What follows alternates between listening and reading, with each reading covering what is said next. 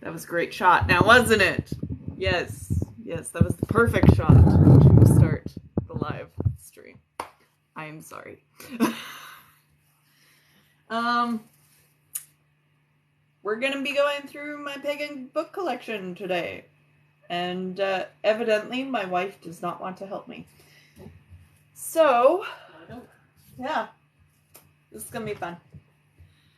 Hello, Brian. Hello, Junior. Hello, Lazy. Nice to meet you. Nice to see you. Hello. We are going through the Pagan books.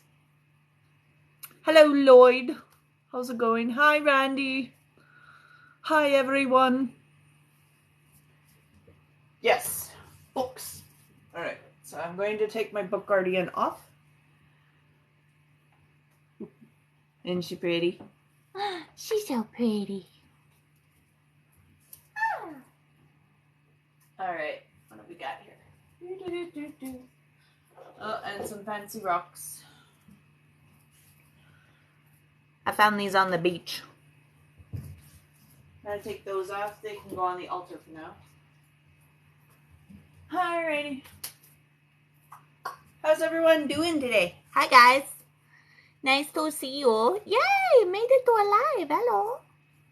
This is one of my little book guardians. He sits on the shelf. Ain't he cute? He can sit on that shelf for now. And we have some terrible art from when I was a teenager. It just sits on a shelf because I have nowhere else for it to go. Ooh, we have one of my tarot bags, which is also one of my purses. So when I was a tarot card reader, I would just use this as a good money pouch for it. Yeah, it's pretty cool. Hi. How's it going, guys? Nice to see you. Nice to meet you. Enjoy the book tour. Got my my jars of sea glass up here right now. So this blues and greens, browns. This one is ceramics and milk glass. So we'll go over there for now. This one is more white glass that we're picking up. That's jar number 2 for white glass. The bigger jar is over there. I'm not going to go get it because no. Oh, look, a cat toy. Go that way. Where I can lose you yet again. Oh, did you hear it, buddy? Somebody came running out as he heard that. This is Ursu. Hi, everyone.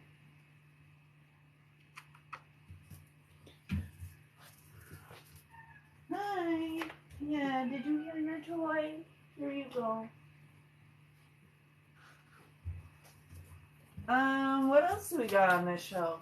I gotta take down this stuff. We have a couple of, like, flowers and stuff from this that keep shutting them. This is what we're gonna be using in our wedding coming up. And we have, who was this one again? Oh, that's Craig Fisher. Craig Fisher.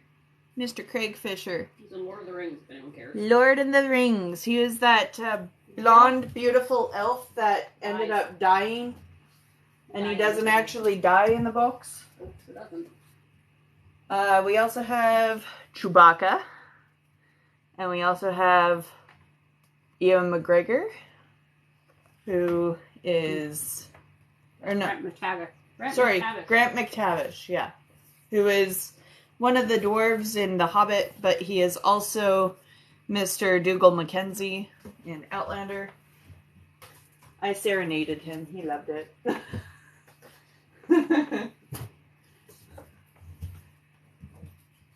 Who else do we got? We've got Jenna in front of the... Rowan in front of the Titanic. Jenna's our friend in Calgary. Kind of a twinsy. I have the Harry Potter twins, Fred and George Weasley. Yup. Who loves those guys? They're amazing.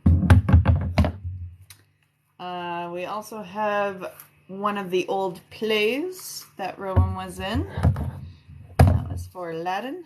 Oh, Miss Christina Ricci with one of our best friends, Ashley. She's amazing.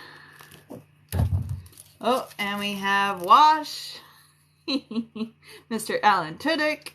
He was so sick that day, the poor guy. We also have a couple of cast members from Buffy. So we have Spike and Tara and Faith. They were so incredible. And on the back we have Mr. Spike, James Marsters himself. Arr, arr. And good old Jason Momoa in there. Arr, arr, arr. He was yummy. And one of our personal favorites here. If any of you watch Stargate Atlantis, we are huge geeks of Stargate Atlantis, and this was the Doctor from that show. He's amazing. And yes, Rowan was dressed up as the Wraith Queen to steal his soul. Alright, those are super dusty. Oh my god. So, Pagan books, eh? Let's bring you on over here so you can actually see what I'm doing here. Did you guys like that? Did you like the small random tour of the Hall of Fame for us? We have a couple of those. We have more of those even. I've met Stan Lee, I've met Q, I've met... Oh geez, I've met so many people. Anyway. No one cares. No one cares about con life, eh? Convention life. So we have a couple of tarot boxes. That one's a new addition to our tarot card collection. There's this one. So pretty. Hello, darling. Thank you, Rising Phoenix. Blessings back, babe. Awesome pics, jelly. Thanks. I know lots of people get jelly. And then these two books are boxes, actually. And one of them holds some old fortune-telling collection cards in there, which are hilarious and fun. And the other one, this actually, if you collect the Llewellyn, you know the Llewellyn calendar, but it's a planner? Well, I cut out all the important pages in those, and I saved them. And my plan is to write it all out into a book, which they probably have already, but I don't feel like buying. I kind of want to print it out as my own kind of Llewellyn BOS, you know, or Book of Shadows. If you don't know what a Book of Shadows is, I apologize. I've just thrown some glossary terms at you. Hi. Hi, house. Hi, River. How's it going? Oh, no, you're not late. Don't worry. We're just getting started. All you've missed is me taking down dusty pictures. And don't worry if anyone is missing this. It will be on YouTube. Eventually. We will put it on YouTube. POS, point of sale? No. BOS. Is in the cute little critter that goes onto flowers. Yeah. So, actually, let's start with the tarot cards. Let's get these off. We have mini Mother Piece round tarot deck. We have, oh, excuse me, the Fairy Oracle cards, Healing deck, Doreen Virtue. I have my mini Tarot to Go deck which is actually in a different bag because I keep it with my other decks. We have the Past Life Oracle cards. Aren't those fun? Good day, everyone. Hello. Yeah.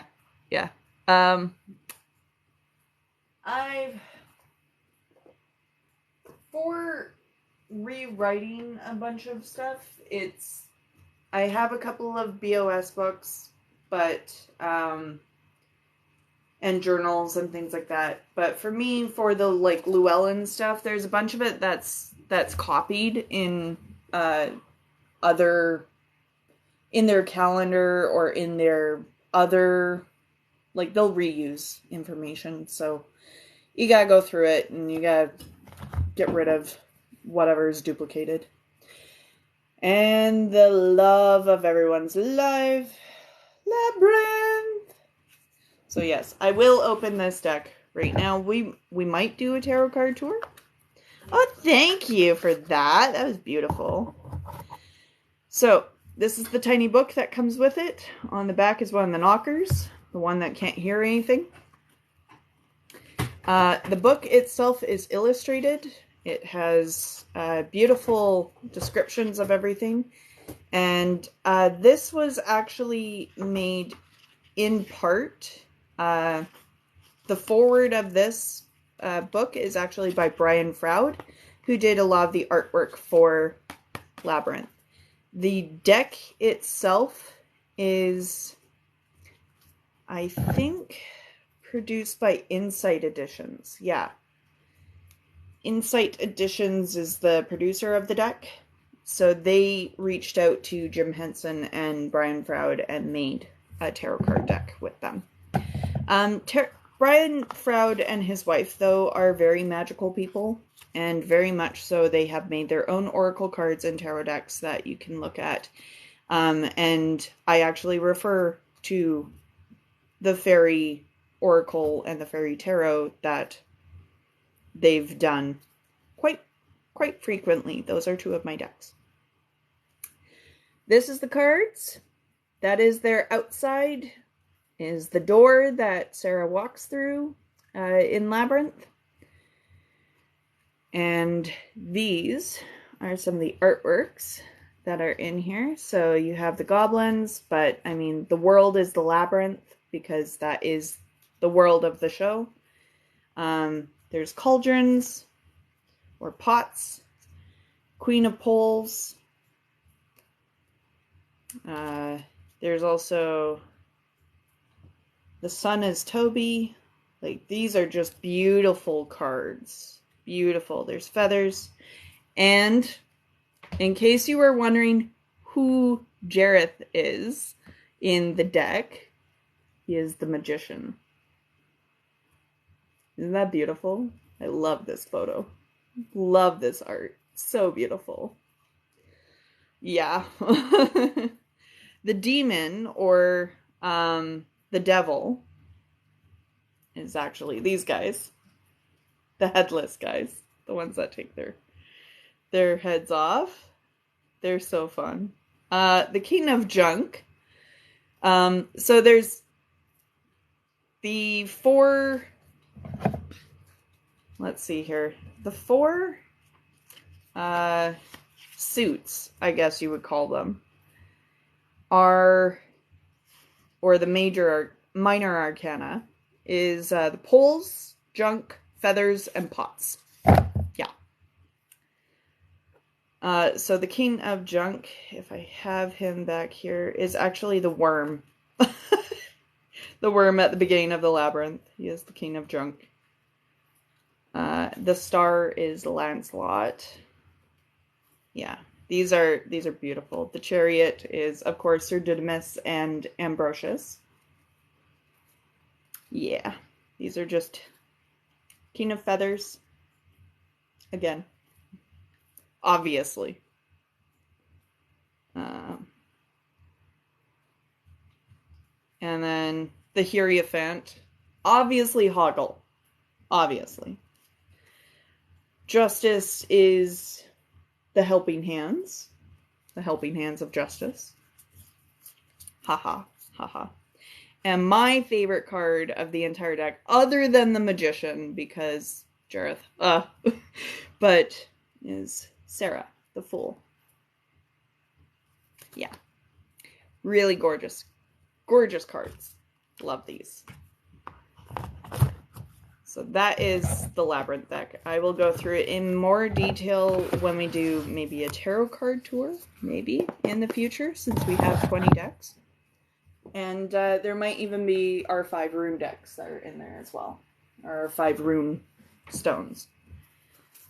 We have more tarot cards. So this one is the one that I read with the most often. This is the Tarot of the Secret Forest. It's a beautiful deck. And these are fairy, like what the world of fairy looks like, essentially. Like this is it. If you want to see into fairy, get this deck. Because this is essentially, you're looking into it. It's a gorgeous deck. And it's interesting to read because on one side you have the colors. On the other, they're all black and white. So there is no way to read this deck with an inverse, as it were. Each card has 2 meanings. I don't read cards upside down. That's one thing about my tarot practice that I don't do. I don't read cards upside down. I don't miss the meaning by doing it. Now, this deck is actually an oracle deck, and it's actually 2 decks. So this deck is the Forest Path, or the Hidden Path deck. These are its books. So, the first one is Seeker's Guide to the Hidden Path, and A Traveler's Guide to the Well-Worn Path. So the Well-Worn Path and the Hidden Path. The Hidden Path is actually an expansion to the Well-Worn Path. These are a beautiful deck for everything basic paganism. And basically, there's so much in there. Like, there's guides, and there's spirits, and there's doors, and there's paths, and there's tools and sacred days and entities that you meet. Yeah, these are really, really good and work better together. One is an expansion of the other. So, highly recommend. These are Rowans, and we take very good care of them. So, they will sit on the chair for the remainder of this video, along with all the other decks. Yeah, so that's brief history of the decks on the shelf. I also have the Da Vinci Tarot. This one is actually really hard for me to read. I love Da Vinci. He's one of my favorites of the class of scholars, or the higher scholars, as we call them in society. But it's a really hard deck to read. I'm not gonna lie. Some of the images, I don't agree that that should be the image for it. But that's because I'm an art history nut, and I took art history in school, and I'm like, no, they should have used this image because of this reason. And yeah. Anyway, it's hard for me to read, but I think a person that just loves Da Vinci's art and his creativity would really like that deck. The easiest deck for me to read is actually my mini tarot. This was my very first deck, so I'm quite used to it. The second easiest one, and the one I read most often, is that Secrets of the Tarot of the Secret Forest, or the Secret Path. The one that Rowan reads most often is actually her Oracle deck, which is this guy. And then we have some natural fragrant oil. Comes in a very pretty box. This is just some handmade in India, and it's called Aphrodisia. So this is one of Rowan's. It kind of sits on the shelf because it smells pretty. Makes all the books smell pretty. Alrighty. What do we got? Oh, that's for that guy. Okay. So, books. What we have are basic BOS guides. So Book of Shadows are pretty much up here, and all of our Sabbath stuff. Then down here we have tools and divination books and recipe books and a little bit of like our palmistry and tarot cards and stuff like that.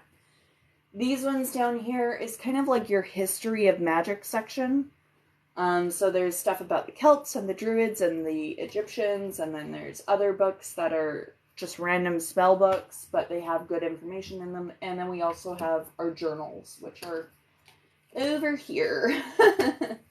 And we have a couple of like random books on that shelf too. Down here, this is my fairy section. So all of these books are relevant to my fairy craft and relevant to my belief in fairy and working with the fae.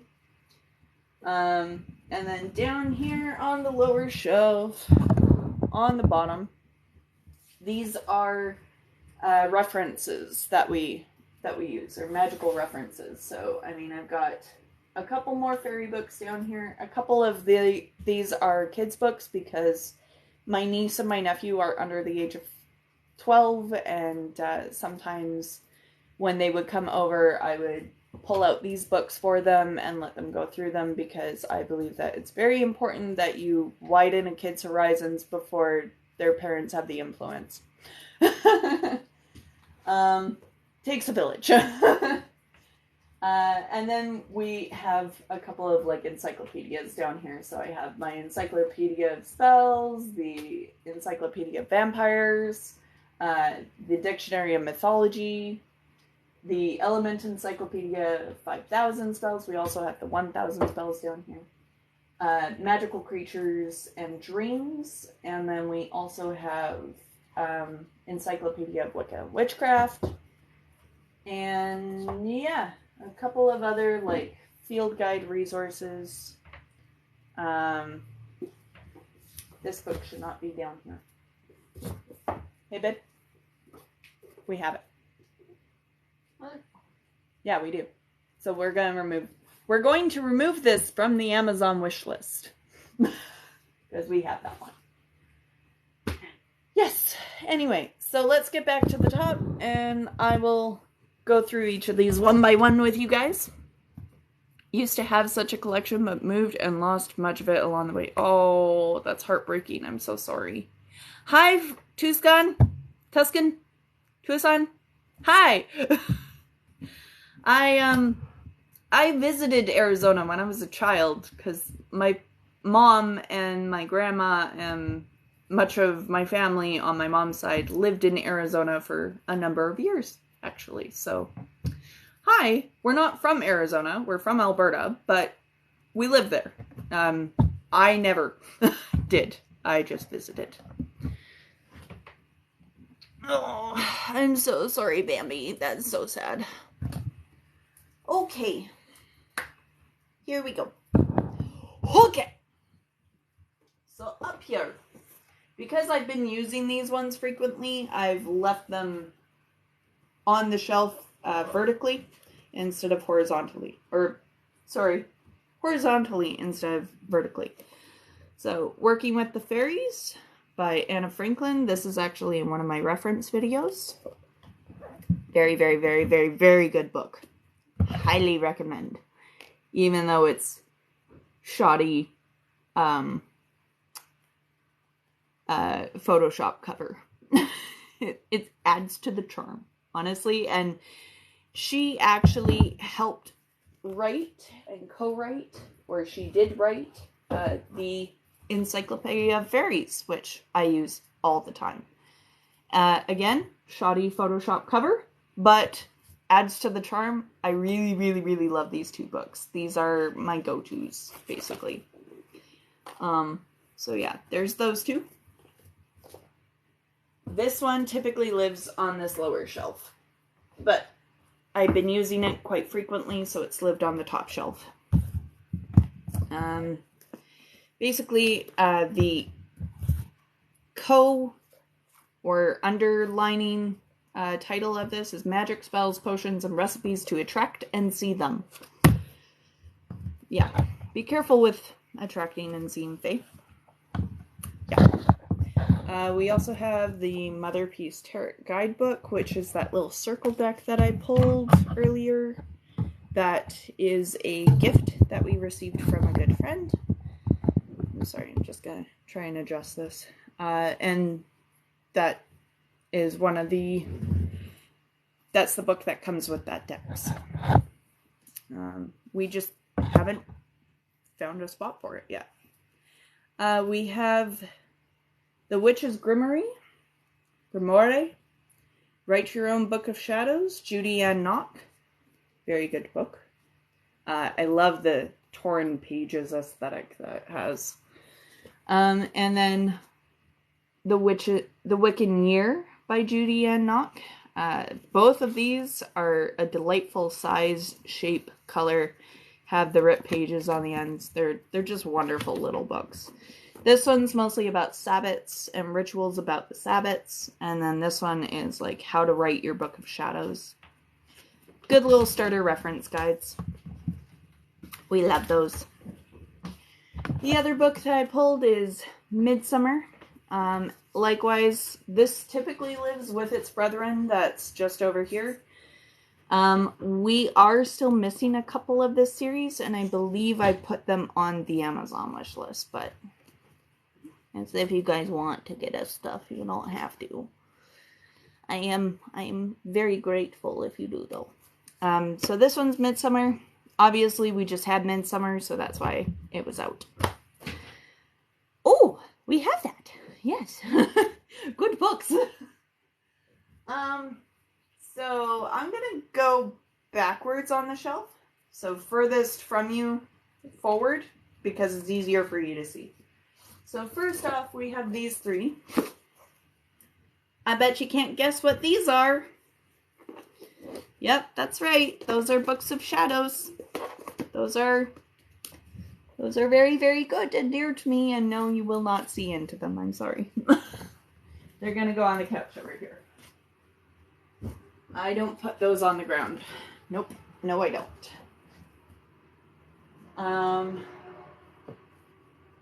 I only put those on the ground if I'm outside and I'm doing a spell that involves them being on the ground, sort of thing. So, we have, of this collection, let's pull Midsummer back up here. We have Midsummer. Now, what I do is on my shelf, I don't know if you guys do this, but it helps me remember what's next in line. So I'll actually, so it was like this on the shelf with Midsummer being first. Now that Midsummer's done, this moves to the back. And now it's Mabon. So as you can see, I'm missing Imbolg and Ostara.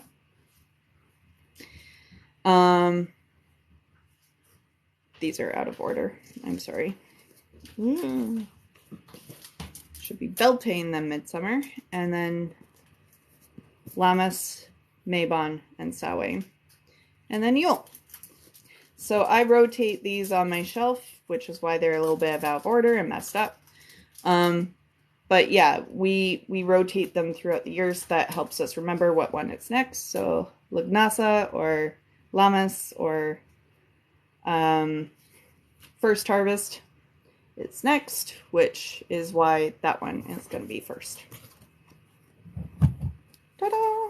Such a good idea. Yeah, it's just, I'm really bad at remembering what frickin' Sabbath comes next in line because the names are just not something that you hear in everyday conversation. Not in this country. Not in this country, anyway. In Europe, or specifically the UK and Ireland and Scotland, you would hear it more often, but not here in Canada.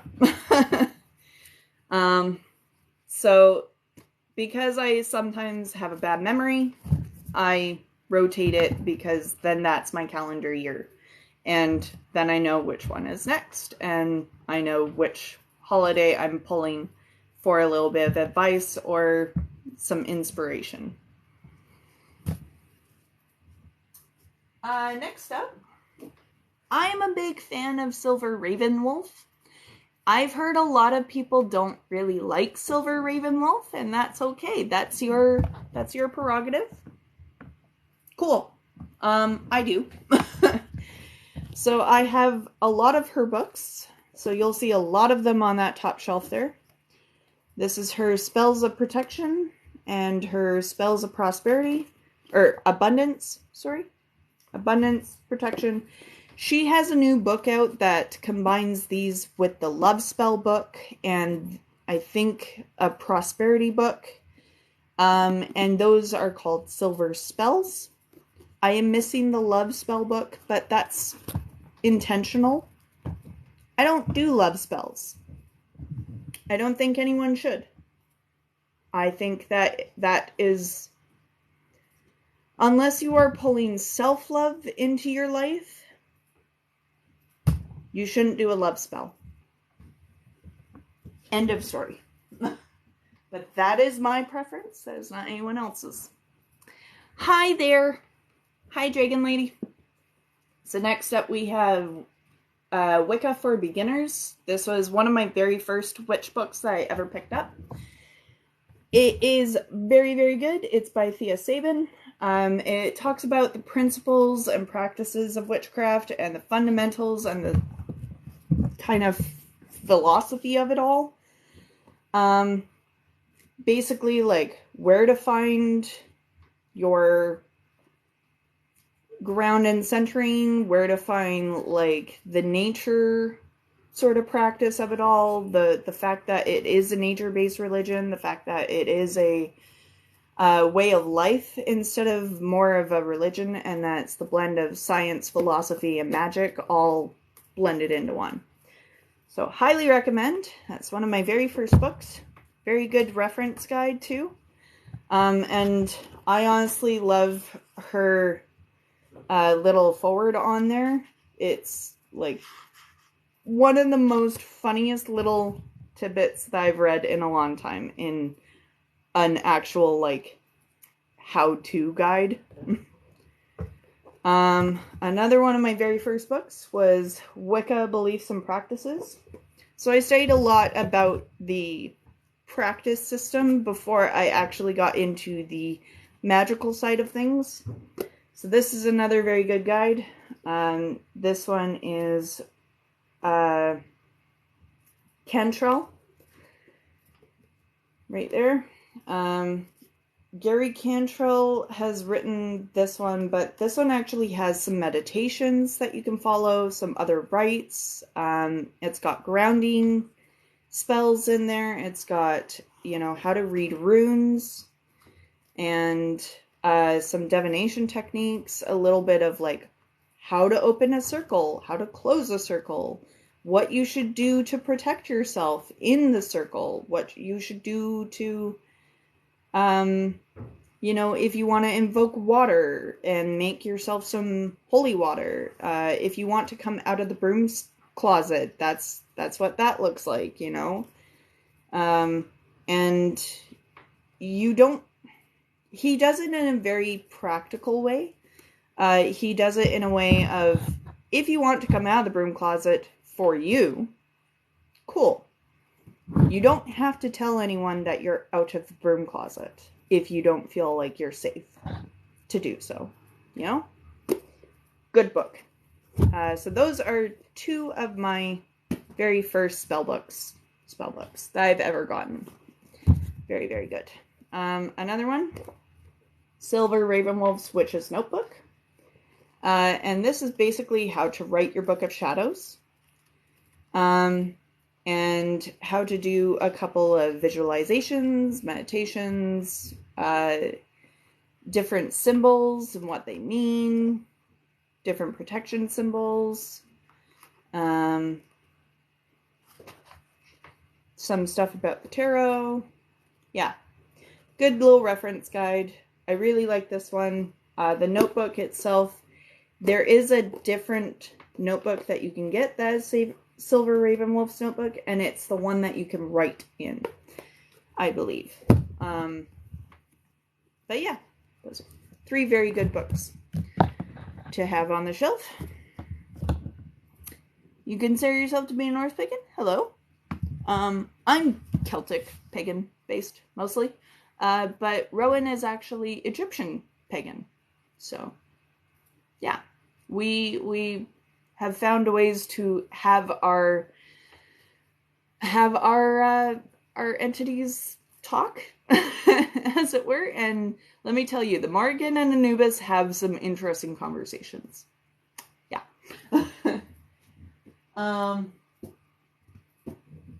That being said, though, Rowan is into the Celtic stuff as well. She was actually born in Ireland, and yeah, there's a lot of history there. My absolute #1 go-to, Solitary Witch by Silver Ravenwolf. Everything that you want and more is in this book. Everything that you could ever ask is pretty much in this book. I have a lot of pages bookmarked, obviously. And I've done a lot of working with this book. This is like basically the hefty #1 go-to for me. I love this book. This is also the older edition. The newer edition actually isn't this big. I think she actually took information out and put it in some of her other books so that you actually have to go and buy the other books to get everything. So I'm actually quite happy that I have this version of this book. What is the difference between a pagan and a witch? Not much. Pagan is the etymology of the word pagan means someone who doesn't believe in the Christian religion. The end. That's it. Pagans have taken this word, witches have taken this word, and used it for their benefit to just say, I don't believe in your Christian God. I believe in a nature-based religion. However, there is a First Nations peoples that are called Pagan. And the Pagan actually have been up here in Canada and in North America for many, many years. Long time. They are not the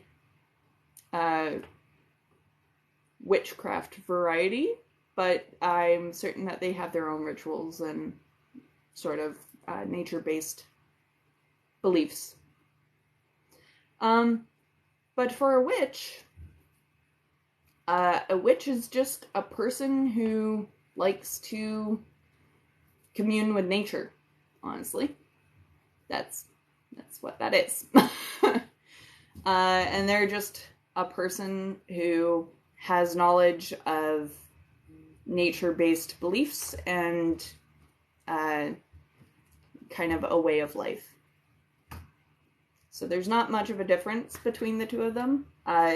Honestly, I use the words personally interchangeably. There are people who however, will tell you that they are completely separate things. Everybody does things differently. Witch and Wiccan are not interchangeable, though. So a witch is, now, this is a tricky topic because it's very controversial. I'm not gonna lie. So, Wiccan is very nature-based, and it actually follows Gardnerian principle. And the Gardnerian religion was made back in the 1960s. So it was a bunch of hippies got really, really fucking toked. And one of them decided that he wanted to be very sexual and very much not a part of Christian belief systems, so he brought over a couple of Celtic beliefs to America and called it a religion because he didn't want to be considered Christian anymore. And he called this religion Wiccan. And for a while, yes, I mean, a lot of the principles are the same thing. They're very, very, very similar. But that is a very, very watered down version of what Wiccan is. And witchcraft and witch are just words that people use to describe themselves and what they do. So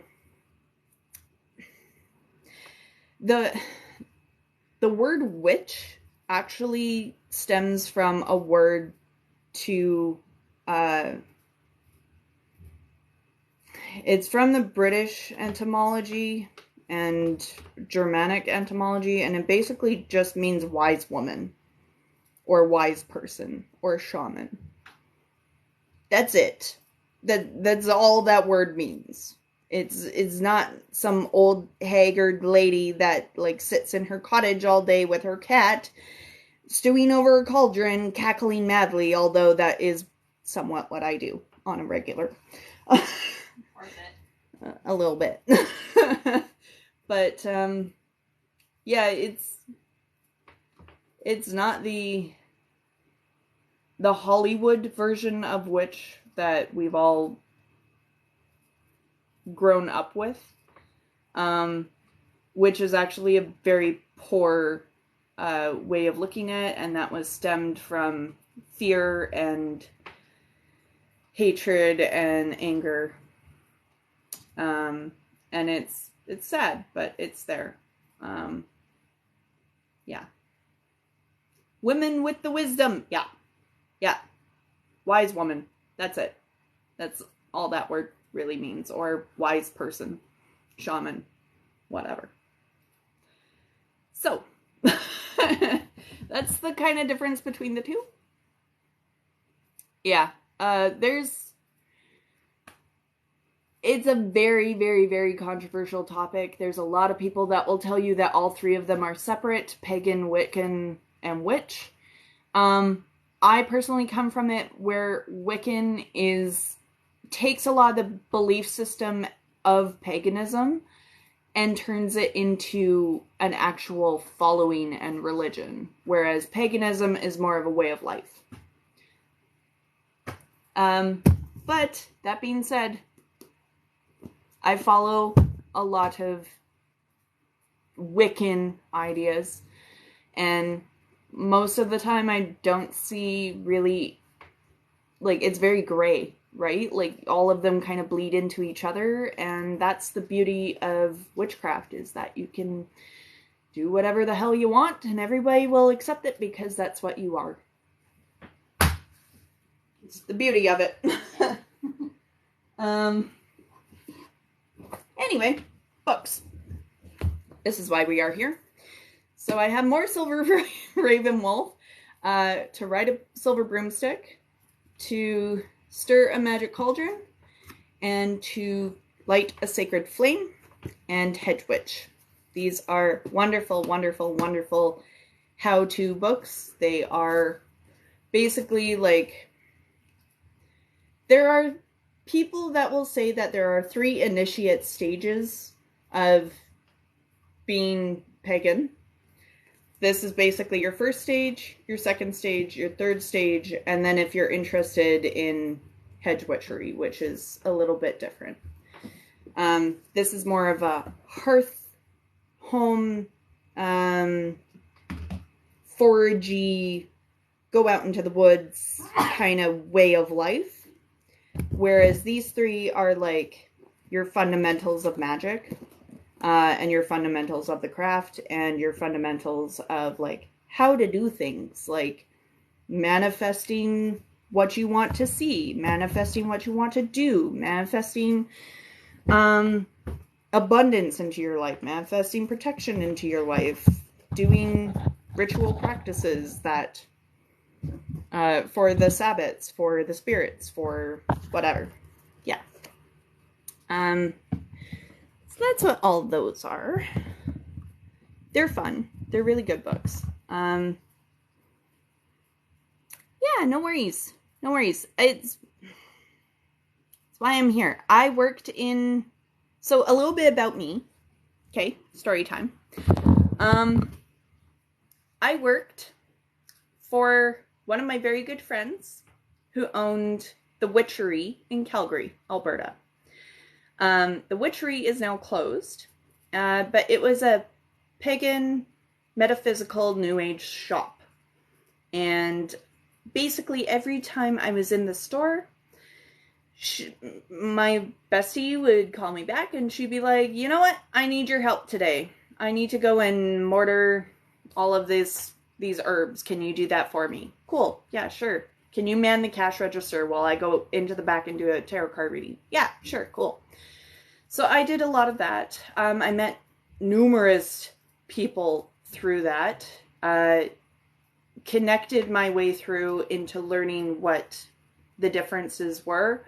And then I also, for a long time after that, after the Witchery closed, which was very sad, I would network my way through the other metaphysical shops in and around Calgary and the pagan community that was there. Unfortunately, after the shop closed, we did notice a big break in the community. Everyone kind of fell by the wayside and got scattered to the wind, which happens. Metaphysical centers do become hubs for rituals and connection and things like that. They're a place where we can feel like we're ourselves, which everybody connects to. And so you hear a ton of people that just all of a sudden open up all of their emotions and their stories, and it's beautiful. It does pull a lot of stress into the environment, though, I'm not gonna lie, because sometimes there's just so much that a person wants to share with you, and even though that's beautiful, you can't always have the time and energy to pour into them.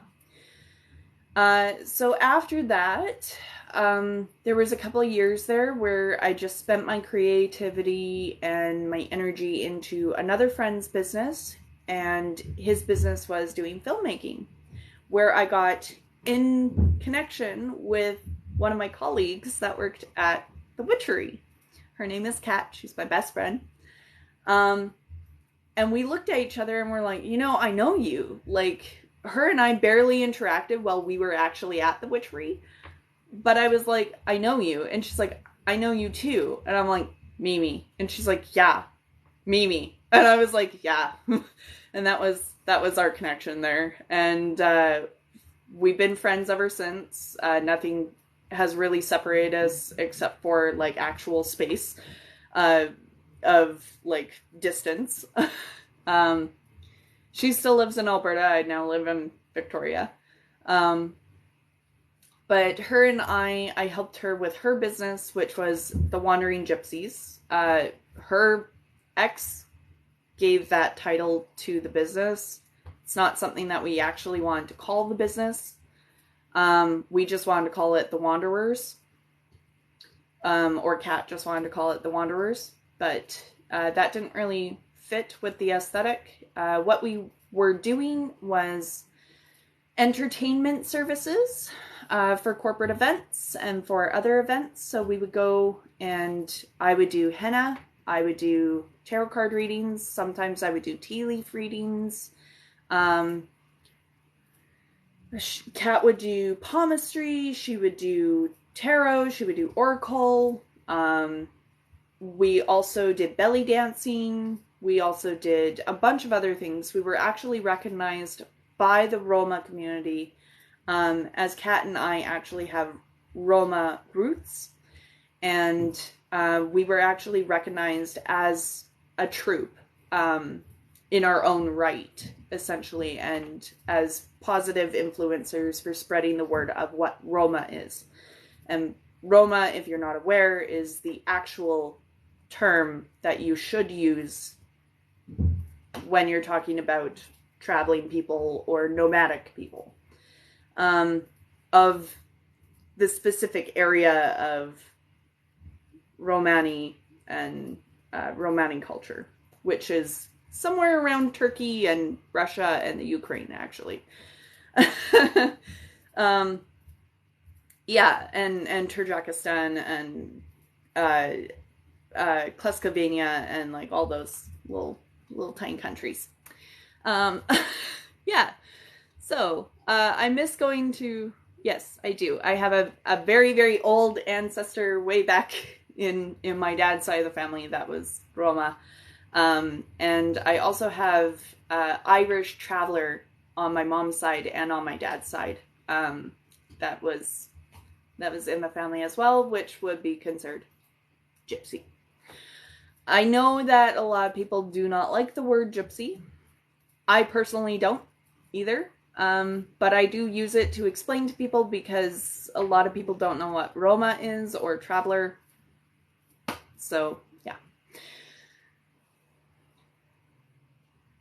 Nice. Hello, cousin. Just needs... I feel like I'm missing a little bit of that conversation. Just needs someone to kiss her. Yeah. Yeah, I feel like I'm missing a little. Black Irish. Nice. Nice. Good. Awesome. Way to go, Wolfgang. Anyway, back to books. We also have... These ones are... the rest on this shelf are actually all Rowan's books. So we have Witch School. The first one is Living the Wiccan Life. And the second one is Ritual, Theory, and Practice. Both of them are actually written by different people, but they are in the same line of spell books. So the first one is actually written by Reverend Donald Lewis High Coral.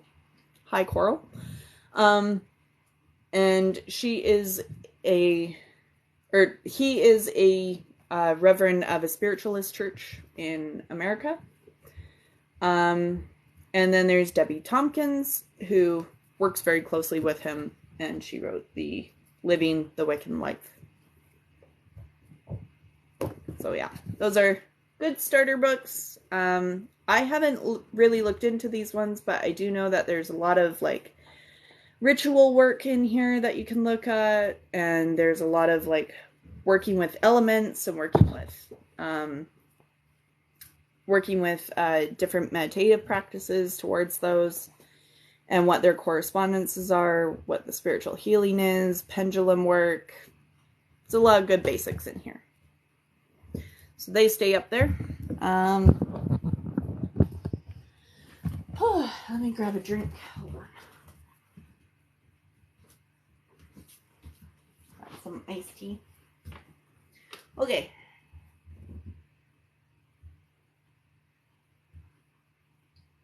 How are you doing over there, baby? Hi. Good.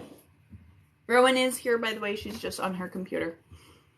She told me that she wouldn't help me, and I have to respect that because I love my wife. She's giving me moral support. Just gotta report the trolls. Every comment, report. Don't engage. Yeah. Yeah. If there are trolls, I apologize. I haven't seen anyone that are doing trolling, but how many books do I have in Alberta? Oh, I don't know. Yeah, I would go for drinks if I was still in Calgary. I'm in Victoria now. Sorry. I don't know if there's any trolls or anything like that. D is a troll. You are not a troll, just engaging. Please, guys, keep it fun. That is my number one rule. I'm not sure if you saw the pop-up at the beginning, but my number one rule is keep it fun. No homophobia, no racism, no discriminatory behavior at any time. I will frickin' boot you. I do not like that energy. I don't work with it. And I don't work well with it. I'm a very angry person when it comes to it. Just FYI. I would like it if you guys could get along. Because we is all here for the books. Not to have arguments, okay? Okay. Yes. Okay. Books. Old World Witchcraft. So, Rowan's favorite pagan author is Anne Mora and Raven Grimassi. And we have nearly all of the Raven Grimassi books. No, we don't. No, we don't. No, we don't. And we want the rest of the collection, but okay. They're hard to find. Old World Witchcraft. This is very, like, green, hedge witchy approach to everything. The Cauldron of Memory. This is basically astral projection, dream weaving, spiritual meditation, that kind of thing. And it's a lot of path working through meditative practice. So it's very interesting to read, honestly, and a little bit hard if you don't know what those fundamentals are. The Witch's Familiar. This one is all about animal work and working with your familiars, be they spiritual or be they mundane. And yeah.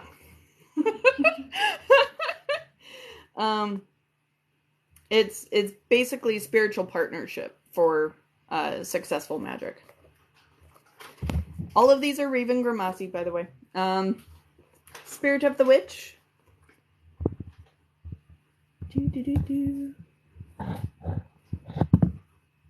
No need to insult our host. Hey, insult me all you like. I don't care. I'm not going to pay attention to it. If you want to say that my eyes are big, guess what? I fucking know.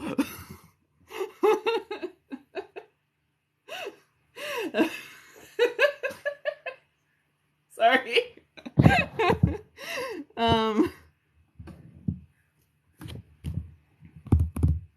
Okay, and then we have Spirit of the Witch, and this one is basically every sort of what is witch question in a book. Basically, like, what is the practice, the principles, the discipline, the basics. It's the religious kind of compendium. Yeah.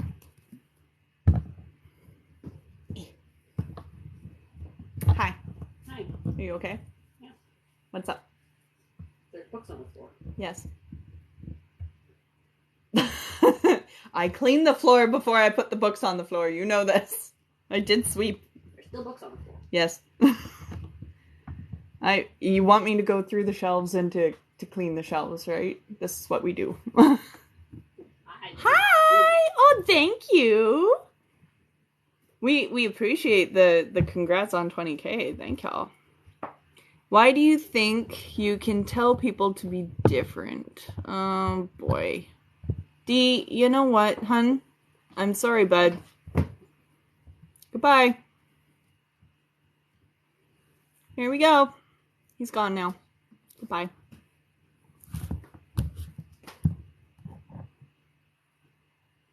Yep.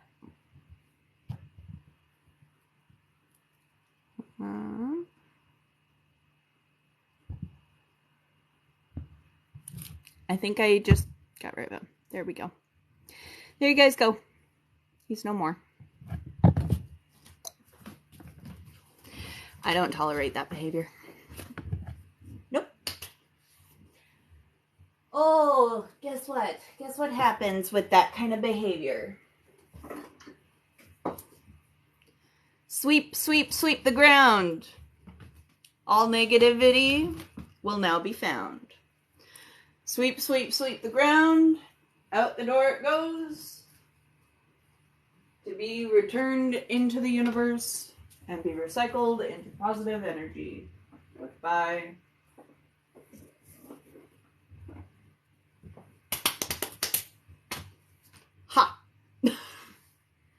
Better?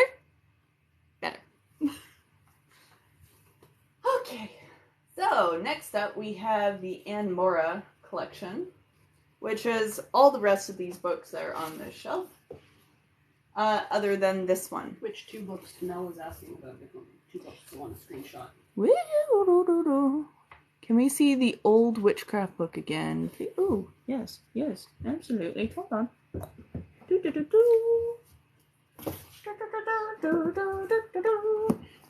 Spirit of the Witch, Raven Gramassi. Basically, look up anything by Raven Gramassi. The Witch is Familiar by Raven Gramassi. Cauldron of Memory by Raven Gramassi. What book would you recommend me reading? To start? Actually, Energy Essentials by Maya Alm. I don't have the book here because somebody borrowed it from me and didn't return it. Old World Witchcraft by Raven Gramassi. But yeah, I highly recommend Maya Alm Energy Essentials, because that is all about how to ground and center and how to differentiate what your energies are, how to use them, and it's like baby step approach to what this stuff is.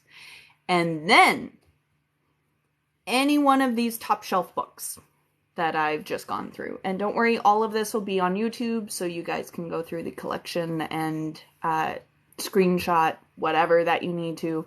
It will all be on YouTube. OM, like the om noise that you make. Yeah, Maya Om. M-A-Y-A, yes. Energy Essentials by Maya Om. Yes. Now, all the rest of these are Anne Mora, so I'm going to leave them. This one is by Silja. This is the Green Wiccan Year. And actually, it's a spiral bound, which means there's plenty of space to write stuff in it. And all of them are separated by months. And there's little pockets for everything. This is just such a great little do-it-yourself journal, BOS. And it's just fabulous. We love this book. We haven't written anything in this book because basically what we've done is anything we like in here, we want to leave in here as it is. So this is basically like a do-it-yourself BOS, but we liked it too much to hurt it. The rest of these are all Anne Mora. These are good getting into witchcraft and getting into practice and getting into what it is. So if you want the step-by-step how-to guide to bewitch, either the Silver Raven Wolf, Cauldron of Memories, Stir a Magic Cauldron, Fly a Magic Broomstick, whatever those are, Fly a Magic Broomstick, Stir a Magic Cauldron, and Light a Sacred Flame. Those are the 3. So either those 3, which are your step-by-steps, Witch School, which all are also your step-by-steps. What? Smoke asks, how many books do you think you have on this bookcase? We can count them when I put them back. I bet you there's over 100. Probably. Okay. Basically, yes, this is the framework stuff. So we have Green Witchcraft by Folk Magic, Fairy Lore, and Herbcraft. This is by Anne Mora. Wait for those screenshots. Green Witchcraft number 2, which is Balancing Light and Shadow by Anne Mora. and Green Witchcraft number 3, which is The Manual by Anne Mora. And then Green Magic, which is The Sacred Connection to Nature by Anne Mora. And then we have Tarot for the Green Witch by Anne Mora. And yes, we do have this tarot deck, I think. I think it's somewhere. I think it's in here. Right here. So, this book Look, she made an appearance! was actually so popular that she was demanded to make the tarot deck that she illustrates in here. So, about 3-ish years ago, she finally released the deck. There it is. We found it. She found it. I don't know where the other book went, though. It has another book. It does have another book, I don't but know where we put the this other is the book that you want for that deck, book. honestly. But Honestly. the deck comes with a book. So this is fundamentals of tarot as well as the deck and what they all mean. Yes. It is very good. All of her books are very, very, very good. Very informative. She's my second favorite pagan author. She's Rowan's favorite pagan author, other than Raven Gramassi. One of. And then we have Mansions of the Moon. So this is the only book available that demonstrates how to use the Mansions of the Moon in witchcraft. And the Mansions of the Moon is a astrological plane place that you develop in your mind. So basically all about meditative practice and getting in tune with a very specific place to go and learn about the workings of the universe, I guess. Lunar magic. Lunar magic. And then her grimoire. Her grimoire, or grimoire, or grimoire, however you want to pronounce it. It's all interchangeable, tomato. This is her spell book, essentially. This is Silver Ravenwolf's equivalent of Solitary Witch. This is the Anne Mora Green Witch variety of Solitary Witch. Love this book. Love it. That's Rowan's go-to BOS, basically. So like a Mindscape? Yeah, like a Mindscape. Like, Sherlock Holmes' Mind Palace. Sort of. Yeah. Hello!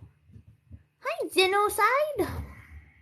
I don't know about your name, but okay, hi! Top shelf is done.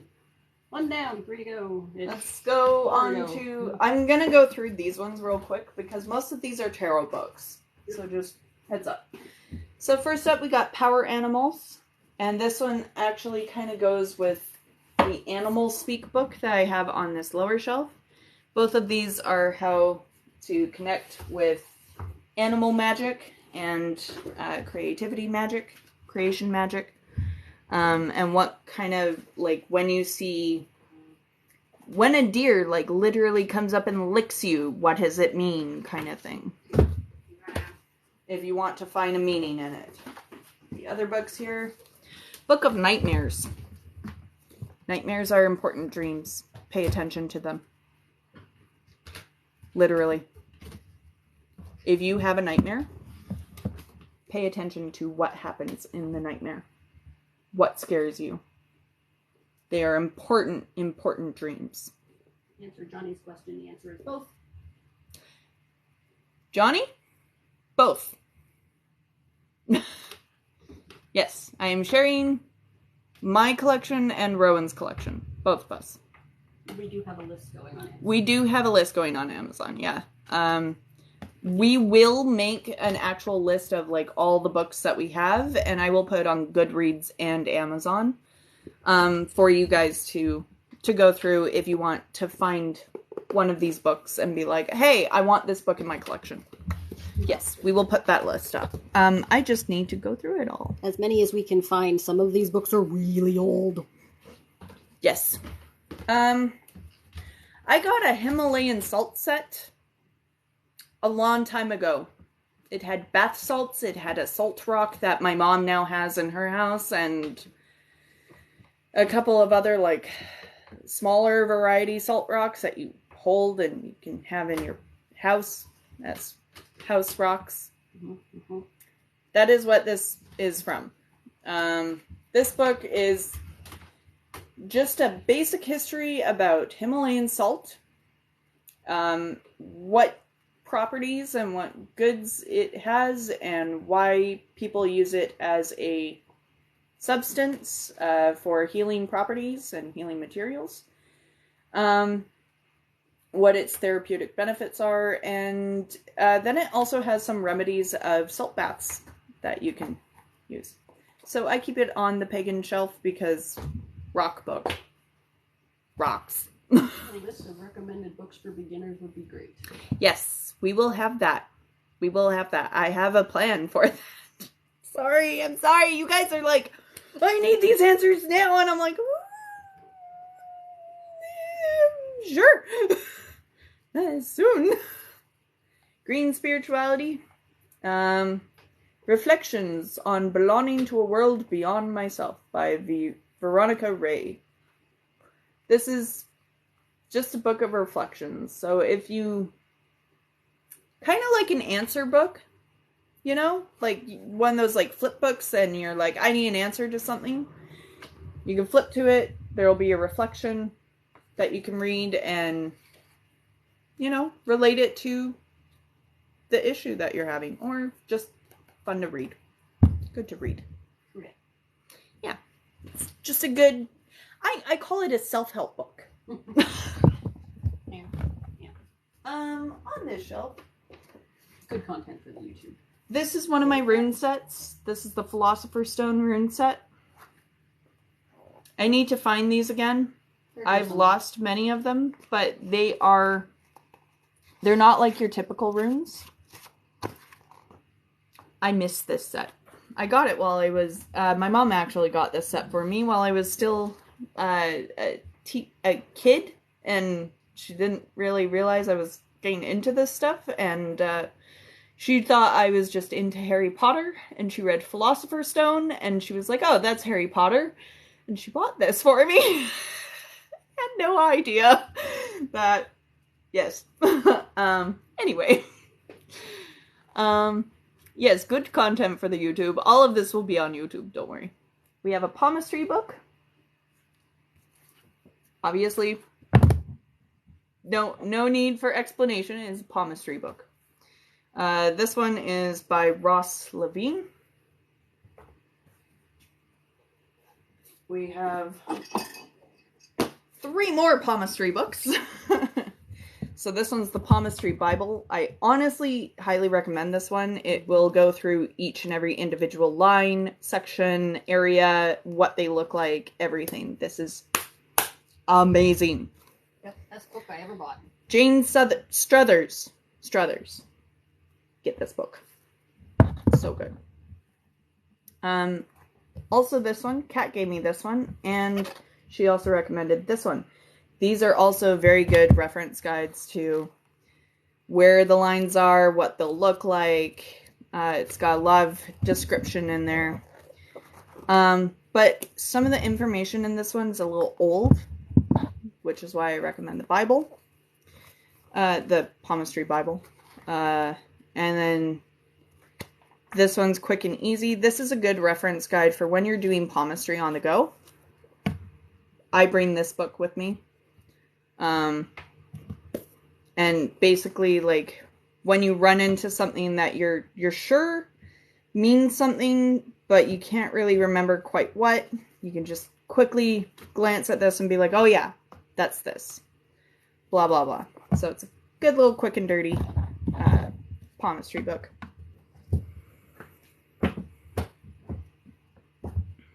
That one's by Peter Hazel, by the way.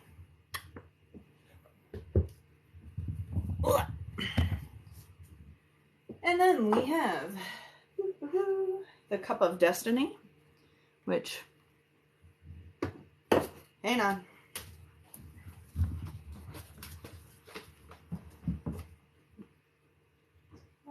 Oh yeah, that book. Right. The set. I don't know if I can dig it out. Here, you go. Keep going through that. I'll grab it. Okay. No, it's okay.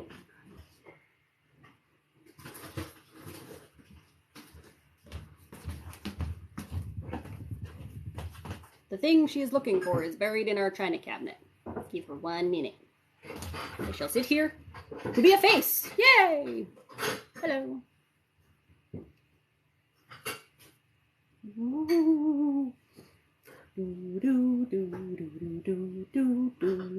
Hey, that's demonetized. Only if I do more than 30 seconds. There we go. Okay. Hooray! Hooray. So, the Cup of Destiny is a cup. And the Cup of Destiny is used for tea leaf reading. This is a beautiful, beautiful cup. And a beautiful set. And these actually used to be something back in the Edwardian period, and some of them even stem back to the Victorian period. You can find teacups, bone china teacups that have images, and basically if a tea leaf fell on the image, it would make it easier for a tea leaf reading, because many people were getting into spirituality and spiritism at that time, but didn't know or were too bored to go into the whole workings of it like I do. I've wanted one of these cups for a long time, so I bought this one from Chapters. It's not exactly the one that I want. Actually, Kat has 3 at her house that are old Victorian cups that are beautiful. I think 2 of them are from the Edwardian period, one's from the Victorian period. And we do use them in tea leaf reading, but I actually find it easier to just read the leaves themselves, because I know how to do that. But basically, when you do read tea leaves, you want a white background or a clear background to read them on, because it's just easier. So that is that book and cup. And this book is all about that cup. The set is by Jane Lyle. It's a very good set. Love it. 3 of my favorite things mixed all into one. Yay. Do tea leaf readings need a specific type of tea? No. Nope, not all. Basically, depending on the type of tea, depends on the type of reading. So somebody who picks a herbal tea might be concerned about their health. Somebody who picks a black tea is a go-getting individual. Basically, tea leaf reading is about reading body language and reading into people's language of how they work as an individual. The more you know. This is the absolute #1 book that I recommend for tea leaf reading. Tea leaf reading for beginners. Your Fortune in a Teacup by Carolyn Dow. This book is amazing. They also have a palmistry book and an I Ching book and a couple of other ones. These are really good books. If you ever see this kind of green gold cover, pick one of these books up. They are amazing. And then I also have tea leaf fortune cards, so this is just the book for those. They're interesting cards. They don't really work with tea leaf readings. They work as cards, like an oracle deck. I know that there is one TikToker that does a bunch of readings with those cards, though, and she does them very, very well. I'll see if I can find her her name and maybe link it in the YouTube video description. Yeah. Yeah, no worries. Okay, so what else do I have here? I have a couple of helping yourself with numerology. Numerology is kind of a thing for me. I have a small affinity for numerology. It's just a good reference. We have a medicine card book, which medicine cards are different than tarot cards and oracle cards. Medicine cards have images like otter and turtle and crow and mouse and wolf, and the layouts for them are different, and you need to know a little bit about your Native American history and your First Nations history to really read them properly. But great deck. I don't actually have the cards, but I found the book at a vintage bookstore and I picked up the book. So, there's that. We also have the Mystery of the Tarot. Discover your tarot and find out what your cards really mean. So it's just basic history on tarot card reading. You know what else is a basic history on tarot card reading? These two books. Now these, ladies and gentlemen, you will not be able to find anywhere. And I apologize for that because you are going to be very jealous in the next 2 seconds. These are old books. Sorry. Tarot Classic by Stuart R. Kaplan. Hello! Nice to see you. Copyright 1972. So you might be able to find this one, but it won't be like this. I highly doubt that it'll be like this. This one goes through all the tarot, all the major arcana, all the minor arcana, the history of it, who used it in practices, why it was used, etc. and so forth. And a couple of spreads in there. It also goes into a brief history of using playing cards for tarot. And this one, fortune-telling cards. Oh, it's so old. Oh, ho, ho, ho, ho. Sorry, give me one quick sec. I mean, this book was sold for 75 cents per volume. So that tells you kind of the time frame.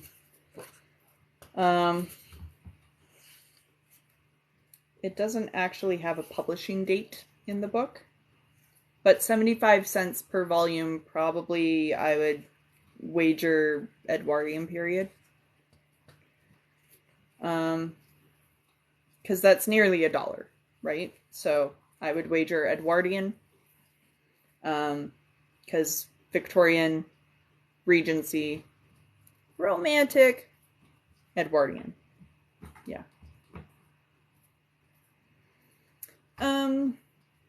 But yeah, this book is how to use playing cards like ace, club, spade, diamond as fortune-telling cards.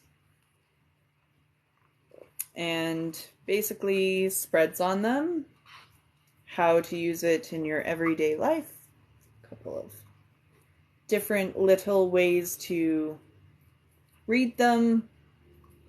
It's quite fun. Let's read something. Pick for shits and giggles. Pick the next 5 people that pick a suit. I will read a description from that suit. Okay? Next 5 people, go. Pick a suit. Spade, diamond, club, or heart.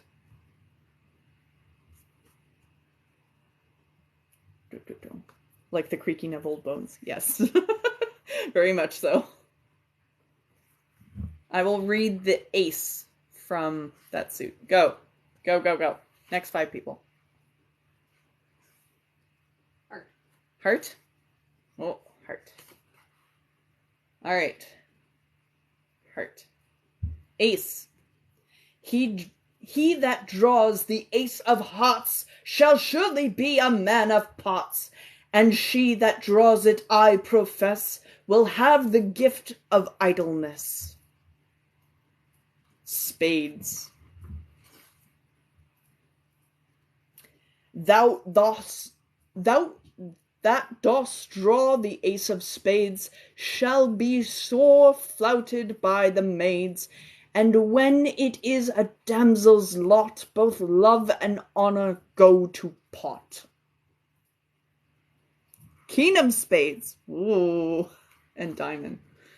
Oh, yes. King of spades and diamond. Diamond of ace of diamonds. Right, ace of diamonds. Since that this ace is now your lot, you will wed one that is fierce and hot. But if a woman does draw it, she will wed one with wealth and wit. Diamonds is a good one. And King of Spades. Did I already do one from Wolfgang? I think I did. Ace of Spades. Spades. Hearts, spades. All of you like spades. Wow. All right. Yeah, we'll do King of Spades. Hold on. No. Oh gosh, I need to be careful with this book.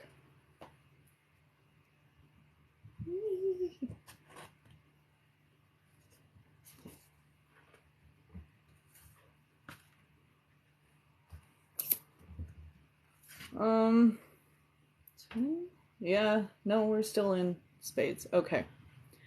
By this brave king observe and note, on golden streams you ever shall float. But women by the self same lot shall long enjoy what they have got. We're reading from fortune-telling cards. But we are going through my pagan book collection. So this this book here is very, very old, probably from the Edwardian period, maybe from the Victorian. 75 cents per copy. By David McKay. If you guys are wondering, this is how to read normal, average playing cards like these guys. And yes, that's a Tim Burton deck. As fortune-telling cards. So, there you go. I love the Old English, too. It's so fancy and hilarious and fantastical. Love it. Okay. So, back to the bookshelf we go. Oh, ow. Oh, my floor. I have a 1950s apartment, okay? And all the floors are original to the apartment. So they are old hardwood oak floor. And all the old oak floor is very hard on the knees. Because I doubt that there's any padding underneath it whatsoever. So as I said before with my tarot decks, I have the Brian Froud Fairies Oracle tarot deck. Is not the Healing with the Fairies Oracle by Doreen Virtue. No, this is a different deck. And it is quite beautiful. The book itself has the illustrated pictures. They are all in blue. But if you want to understand workings with Fae, anything by Brian or Wendy Froud. And yes, those are the two that worked with Jim Henson on Labyrinth and the Dark Crystal. Yes. He also worked on Willow, actually. And The Princess Bride, I think. Or at least had some influence there. This one is the fortune-telling book. This is what my one old acquaintance lovingly called Fluffy Bunny Magic.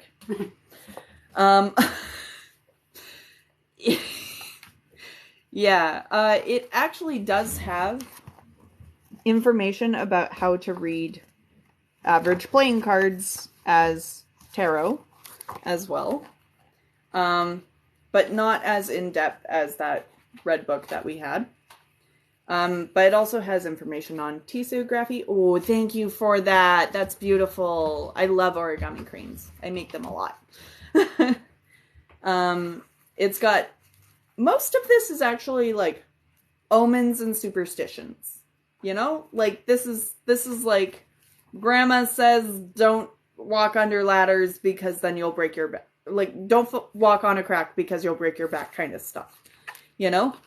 Like, don't walk under ladders because it'll bring you bad luck. Yeah, that kind of thing. So, that wedding video of wedding omens and wedding superstitions I did for Midsummer, a lot of those came from this book. This one is by Little, Brown, and Kemp. Let me get you an actual name. Hold on. Nope, it just says Little, Brown, and Company. So, there you go. It's a fun little book. I love this book. It's good. It's, again, one of my very first books that I ever got about magic. Who is falling? You guys are just excited, aren't you? Oh, so these are more of these tarot deck books that I have. This one is for Foxfire Oracle and the Da Vinci Tarot. This one, there it is. Found it. So you know how we were talking about the Amora Tarot for the Green Witch? This book here, this is the book that comes with the deck. Green Witch Tarot Companion. So there you go. This is the one that comes with the deck. This is the one that you want to go and find. They work really well together. Beautiful books. I'm sorry that I'm getting really loud and like far away and stuff. It's because my microphone is like attached to my stand, and when I need to show you a book, it gets really close. Next up. Nostradamus! Yeah, yep. Those look amazeballs. Yeah, they are. They're quite amazeballs. Nostradamus Dream Interpretation Guide. First dream book I ever bought. So, this is the very first dream book in our collection. And this basically is just a encyclopedia guide about dream interpretation, and then at the back here is just like by letter, you know, what it means to be drunk in a dream, what it means to like see ducks flying, earth, graves, grain, horses, hourglass, neck, whatever. So you want to straightforward kind of guide, Nostradamus. This one is written, this is the special edition. It is written by Dita Arzt Wiegman. Wiegman. Yeah. Nostradamus. This is another old book that we have in our Pagan collection that you probably won't be able to find. Apologies. Copyright 1893 and 1911. Classic Myths by Gailey. Second edition. Oh no, sorry, revised edition. And basically, most of this is Hellenistic and Greek myths and Roman myths and legends. So Hercules, Heracles, Artemis, Orion, Achilles, Tartanus. A lot of yeses. Yes. That's that book. You probably will not be able to find this. And if you do, it won't look like this. Found at a used bookstore. Yeah. Oh my god, that face. And yes, if you're wondering, that one cosplayer who dresses up as Her Majesty, she kind of has like a really, really big mouth and big eyes and very big expressions. I've already been told that I look like her, yes. I would love to actually meet her in person and be like, Your Majesty! And be like a Prince and the Pauper kind of thing, you know? That'd be fun.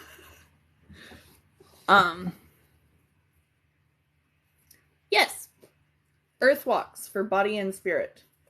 Again, exercises to restore our sacred bond with the earth by James Endery. Endery?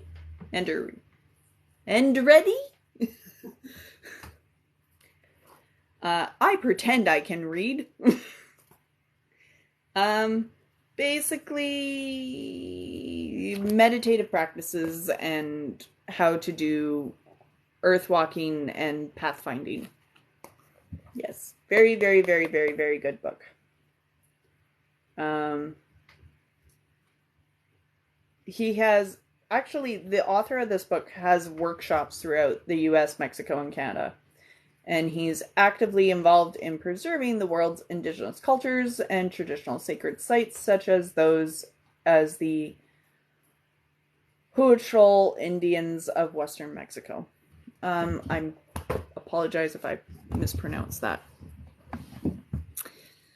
Yeah, the used bookstores are some of the best places where I find some of my books. They are... Go. Yeah. Go. It's the best place to find books. Mm-hmm. Book warehouses. Oh. Hey, babe, we need to go to Knoxville. Probably. Reading and reading aloud are two different things. Oh, yes, yes. My brain does not compute them at all. These are ones that we are now building in our collection, and we want to get the full set of them. We have 3. These are new books from Llewellyn. They're all written by different authors, so I'm not even going to bother really telling you who the authors are. But all of them are different compendiums of the tools of the craft. So wand, cauldron, and altar are the ones that we have. We are missing sword, broom, or athame, broom, and I want to say crystal ball. But it might be mirror. Not sure. Books. I like these. Go find these. A lot of them are on the Amazon wish list. If you would like to get those for us, we would be ever so grateful. We love these. These are amazing books. Basically, compendiums about the tools and how to use them. Amazing. And the altar itself is how to put it all together. Incredible, incredible stuff. Very, very good, concise kind of entomologies of them. Athame is ceremonial dagger, yes. A sickle is the moon-shaped athame. Kind of like what you sometimes see the Grim Reaper kind of character carrying. But it's just that crescent moon. It's actually for cutting wheat. Mm-hmm. But the athame is the ceremonial knife that witches, pagans, etc. use in their craft. It is the action weapon.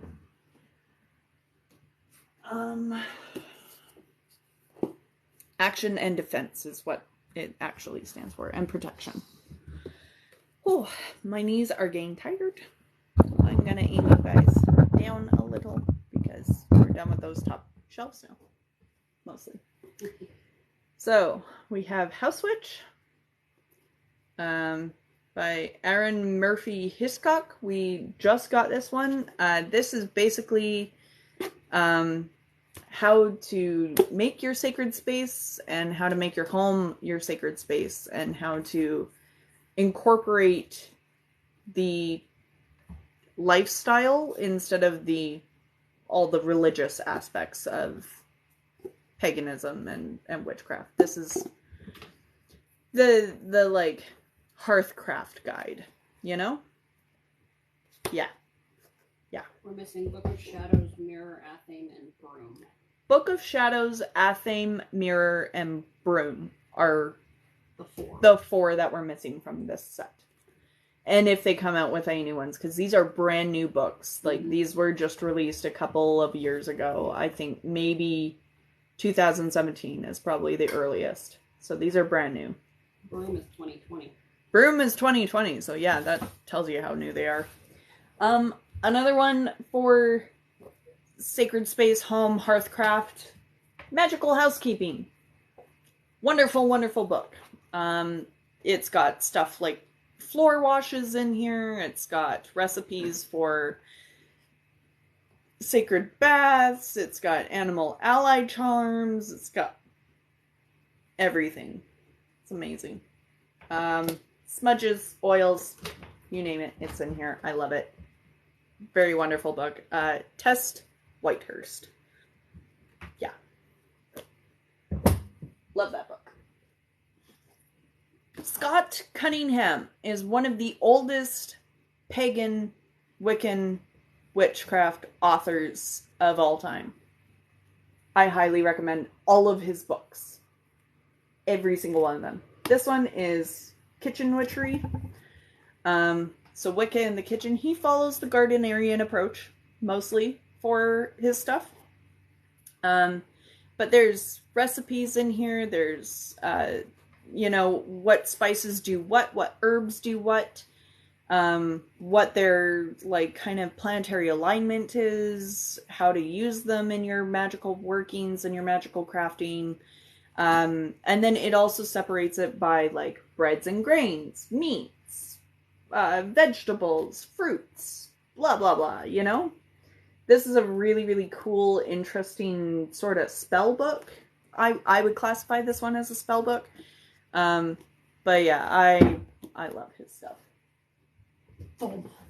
Yes, you're next. Incense, oils, and brews. I'm sorry if this is running long, guys. It's already 2:42. I'll try and quicken this up. Again, Scott Cunningham. Recipes. Incense, oils, and brews. We've got The Enchanted Formulary by Lady Rhea and Eve LaFay. And basically this is potions, oils, incense. Yeah. It's a recipe book, essentially. We have another recipe book, Mixing Essential Oils for Magic. This one's by, Aromatic Alchemy. And this one's by Sandra Kynes. Really cool. A lot of good ones in there. We have the, so Sylja, that one Green Witch's, BOS that we had, this is the herbal copy of that book. So this is like all recipes, spells. Doing that. Apparently I'm being a wonderful supportive voice. No. Nice and slander. It goes into a bunch of, like, how to herbs and stuff. Yeah, my wife is very wonderful and supportive. She's amazing and lets me do all of this for you guys. Then these two. Okay. Oh. Naked. Sorry, those are art that I bought from a friend once upon a convention ago. These are the same book. This is the travel guide version. It has a little bit more. Both of these are complete illustrated, and when they say illustrated, they mean photographed. Encyclopedias of magical plants they're not actually like for magic specifically. It's more like, this is echinacea. This is what it looks like. This is how you would use it. Blah, blah, blah. This is the magic of it is like what healing properties you can use it for. So like echinacea you can put into tea, and it's very good for like respiratory issues and cough and cold and a couple of other things. It does have a little bit of like stuff here, like echinacea will increase happiness and joy and attract abundance. That's as magic as it gets, but most of this is like mundane stuff. Like these are fantastic books. These are absolutely fantastic books. I highly recommend them. They're both by Susan Gregg. Again, this is the smaller version. It's got more in there. I do use these for my magical workings a lot, especially when I'm going out foraging. I will bring this with me and be like, oh, what's this cool plant? Cool, excellent, I can use this. Or, wow, henbane. Yeah, that's poisonous. Let's not get that without gloves on, you know? The flip through was mostly off screen. Sorry. These are fantastic. Highly recommend. Yeah. Yep. Highly recommend. Again, I bring them foraging with me. Speaking of foraging books, we also have these ones that I bring with me foraging. These ones are brand new to our collection, so we actually haven't had a chance to use them all that much yet, but this one is also got photographed pictures of everything, of what's in here, and this is the Field Guide to Western Medicinal Plants and Herbs. This is for the Pacific Northwest. So, yeah. If you were kind of curious about what's in the Pacific Northwest of North America, this book. Very, very good foraging techniques and like how to forage them, how to know what's poisonous and what's not. And then this one, All That the Rain Promises and More, is the best mushroom guide ever. Ever. And yes, it will tell you what is poisonous and what is not. And even how to cook some of it. And what the key features are and everything. So, foraging books, always good to have, especially if you're pagan, because... Hi, Thrilla! How's it going, buddy? Oh, I miss you. Big hugs. Miss you. So, everybody, TJ Thrilla, be very nice to him. He is one of my best friends in real life. He has known me for like 10 years. And him and I are besties. And when I moved away from Calgary to here in Victoria a couple of years back, it was very emotional. So go follow TJ Thriller. I really love his stuff. I watch all of his videos and a lot of his streams, which he is on Twitch and getting into TikTok. But yeah, go follow him. He's amazing. Loves you, Thrilla. Loves you. Miss you so much, buddy. Help. Senpai, help. Aw. No, seriously. He does a lot of gaming stuff, so if you're into like old vintage 1980s games and 1990s games, go check him out. He is amazing. He also draws very, very awesomely and very, very well. His comic book, Double Blackness, is stellar. Now, we have one of the newer books. Yeah. Sorry. I will blur that out in the YouTube video. I will learn how to edit that. This is Pagan Plant Magic. It's alchemical rituals. I'll let you input what the blank is in there. Because I have to keep this happy for TikTok, I cannot say what is actually in this book. It's a very good book. If you are over the age of 21 in most places. Pack of books. Herbal remedies. Yes. It's a magical book. Yes, it is. Yes, it's a very magical book. Very magical. Insomnia and like these are PMS and remedies for things. So like not at the grocery store. Brain fog, rosemary. Apparently I need to drink rosemary tea more all the Good time. teas, good herbs to use. Kitchen garden. Again, this is what to grow, how to grow it,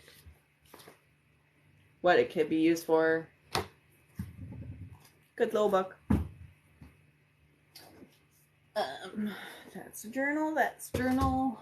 I'm not even gonna bother going through the journals. I will show you some of them because they're pretty.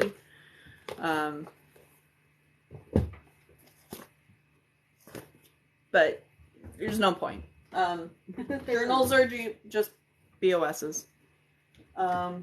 So all of this from this teal book back, that's all journals. Can you tell we like journals? Some of them are very pretty. Very pretty. Very, very pretty. But yeah, they're just journals. Just journals. Journals. Wait. Ha! Ha! This one's actually pretty cool. We actually have the statue of this. That one's from Italy. This one is from Italy. The statue is our goddess statue, and she is currently on our altar. And it's the statue of... Well, technically, this is actually a Greek statue or Roman statue of three sisters, but this is made in mother chrome. Yeah. Blur function.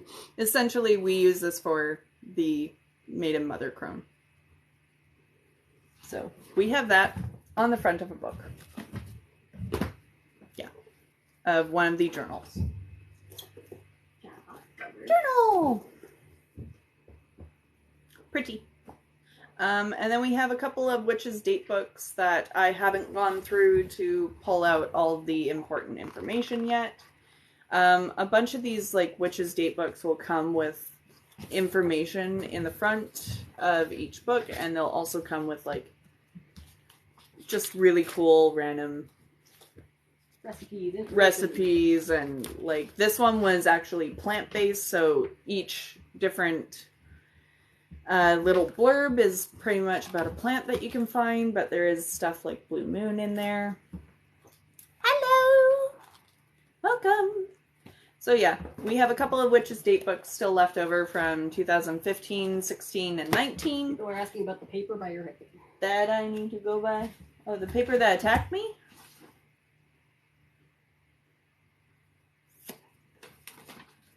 Supposed to go in a journal. I'm not going to go through what's in the journals. Sorry. It's, a witch's book of shadows is not something that she shares with the world. Yeah. We're just gonna leave it there. So, yeah. That was something that was supposed to go in one of my books of shadows, and it fell out. There we go. Sorry, guys. This is a spell book. This is actually written by I think these are written by the same book producer. Probably the producer, yeah. Or maybe these ones are the same book producer, but these are just spell books, like actual compendium spell books. They're just like honey jar spell, moon's a boon, the consecrated candle spell, spell for protection. Like, just generic. Again, what one of my old acquaintances would call fluffy bunny magic. But honestly, I don't discount these. These are very good spells. They do the job well. Highly recommend them. Great book of spells, ultimate book of spells, and the book of spells. Spells! Spell books! Yay! They're beautiful. I will put them in the list that we have. We'll start. Yeah. So, other than that, we also have, you Norse pagans! You'll enjoy this one! Rune Magic. The handbook of rune magic. So, how to read your runes, what they stand for, layouts for them, rune work, blah, blah, blah. It's a good book. Pardon me. Fortune telling by tarot cards. So we have another couple of tarot books on here. I want to know what the difference between a Book of Shadows is and a grimoire. Good question. It's a very good question. Kind of a controversial topic because some people believe that they're the same thing. They're not. So a Book of Shadows is something that you write yourself. A grimoire is something that either is gifted to you, given to you, has information for you. So technically, Silver Ravenwolf's Book of Shadows would be considered a grimoire because it's a bunch of information that's compiled into a book and into a spell book. Whereas a Book of Shadows is something that you write yourself. And it is something that you have your specific thoughts, your journals, your dealings with your craft in. There you go. I think that's basically what they are. To summarize, a Book of Shadows is something you write yourself. A grimoire is something you usually take pieces from or purchase. Yes. That's my find on it anyway. More recipes, yeah. Yeah, a little bit. Although, yeah, that being said, too, a grimoire, you can also write grimoires yourself, but they tend to be bigger than a Book of Shadows. Like, you know the old book from Hocus Pocus? That would be considered a grimoire. They call it the Book of Shadows because... Oh, thank you! Look at that! They call it the Book of Shadows. That was random. Thank you. I love that. In the show because Hollywood tends to think that words are interchangeable when they're not. It also depends on where you're from, too. I know more Italian witches use grimoires, and more UK witches use Book of Shadows. Which is why it's a controversial topic. Which is why it's controversial. Yes, that's actually a really good point. If someone gives someone their Book of Shadows, would it be a grimoire to a new person? Ooh. Good question, River. I guess, yeah.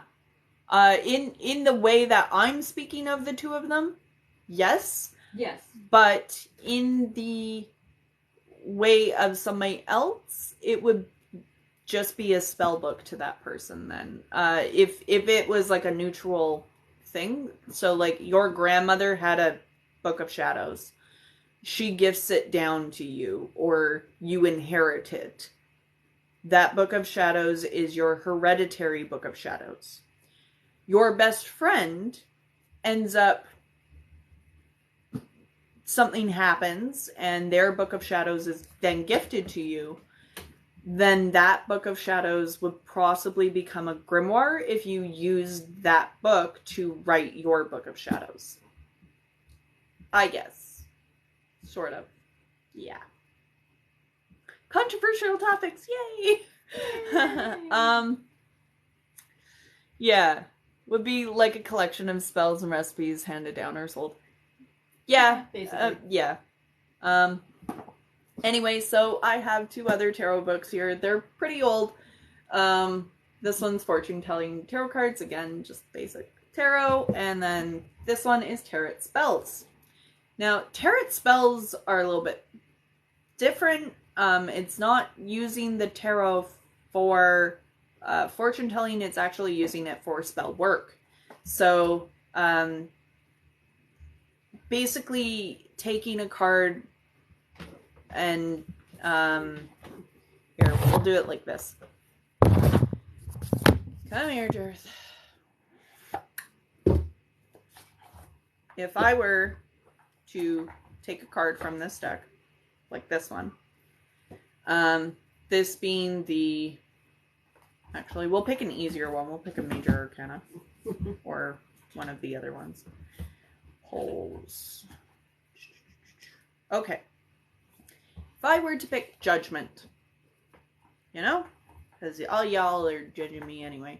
If I were to pick this card, and I wanted to do more meditative practice with it, I would then go into this book and do a meditation ritual on Judgment and on what this card represents, how it speaks to me, and I love that it's the confusing doors anyway. Because it's as confusing as it is. But basically it's how to do a meditative exercise with your tarot. So there's plenty of really cool spells and other things. Thank you! That was cute. Thanks. Yeah. Really cool book. It's by Janina Renee. I like this one. They're not judging you. They love you. Not judging, not judging, not judging. Wheel of the Year, Living a Magical Life. This one's by Pauline Campanelli and illustrated by Dan Campanelli. What are your thoughts on hoodoo? What are my thoughts on hoodoo? Actually, hoodoo itself is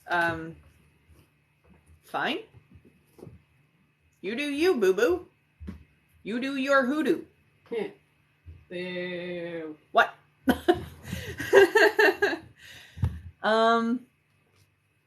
Voodoo? Hoodoo? You do? You remind me of the babe.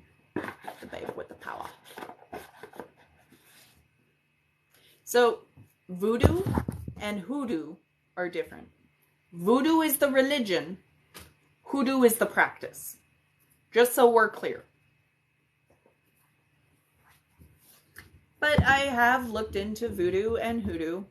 In my curiosity compelled me to go and look at that stuff, especially because one of my friends brought a voodoo shrunken head back from New Orleans, and his name is Davy. We say hi to him every time we walk into her house because Davy's cool. He is made of goat skin and he is amazing. And honestly, he's a really cool guy. I don't really understand some of the stuff that goes with it, but I do understand that a lot of it is for protection and a lot of it is for keeping evil away. And that a lot of it is about a power exchange, not... Hey, hi, Monica. Yeah. Hi, Monica! How you doing?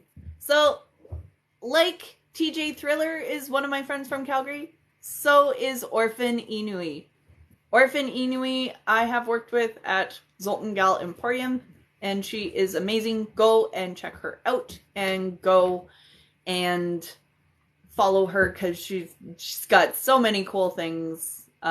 Like live action Annabelle dolls. And she's amazing. Skull's name is Bob. Hi, Bob! That's really cool. Anyway, so Monica, we are going through books, and I'm going through my Pagan bookshelf. I love you too, baby. I miss you. Hugs. Hugs for you and your fam and your puppers. Ugh. Miss you guys. Come out to Victoria soon. We'll go on a boat. Or something. I'm waiting.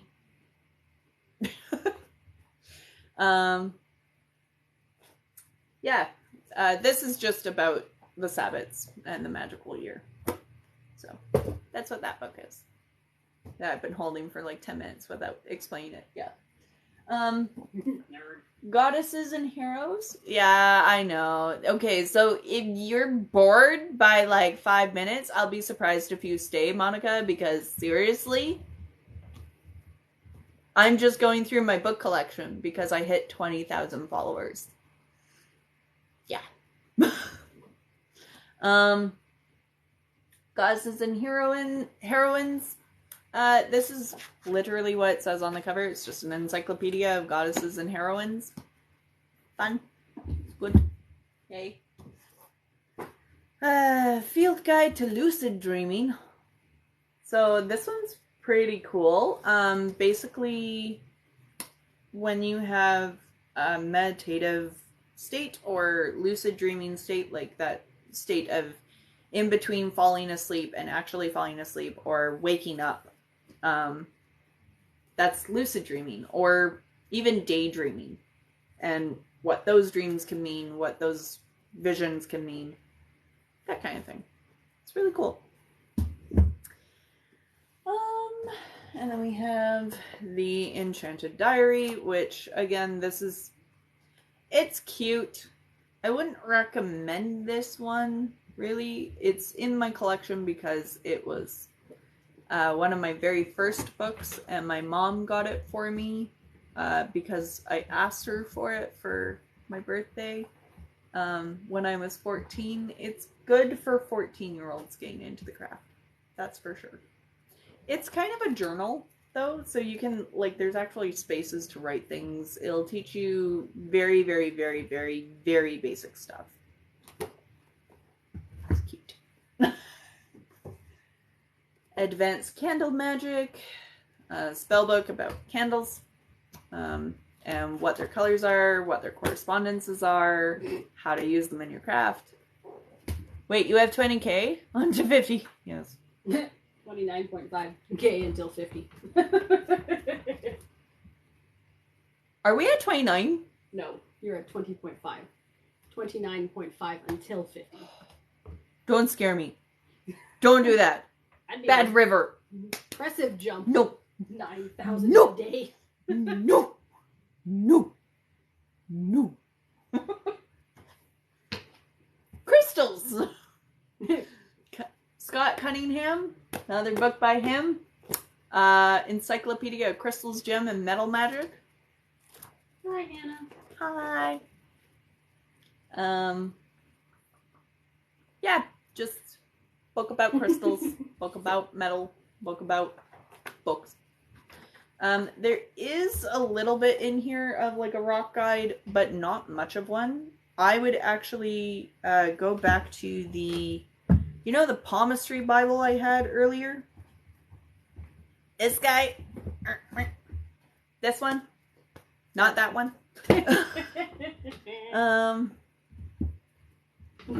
Somewhere I have a palmistry Bible, and there's a crystal Bible that you can get that is a comprehensive guide of crystals, and that is going to be on my list for Amazon.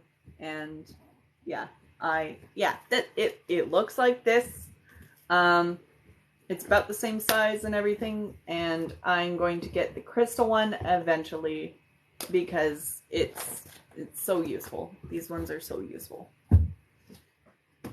And we have gems and semi-precious stones. Again, lots about rocks, gems, cool stuff.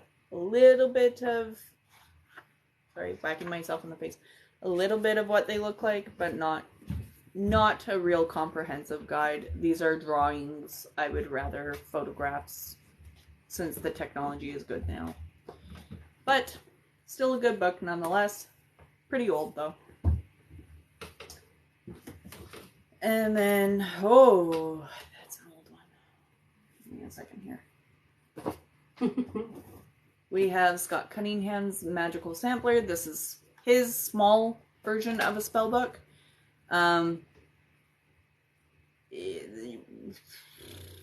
There's lots of like terminology in this book.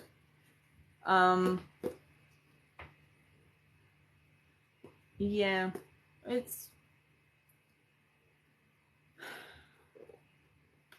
I'm not gonna lie, I don't really use this book a whole lot.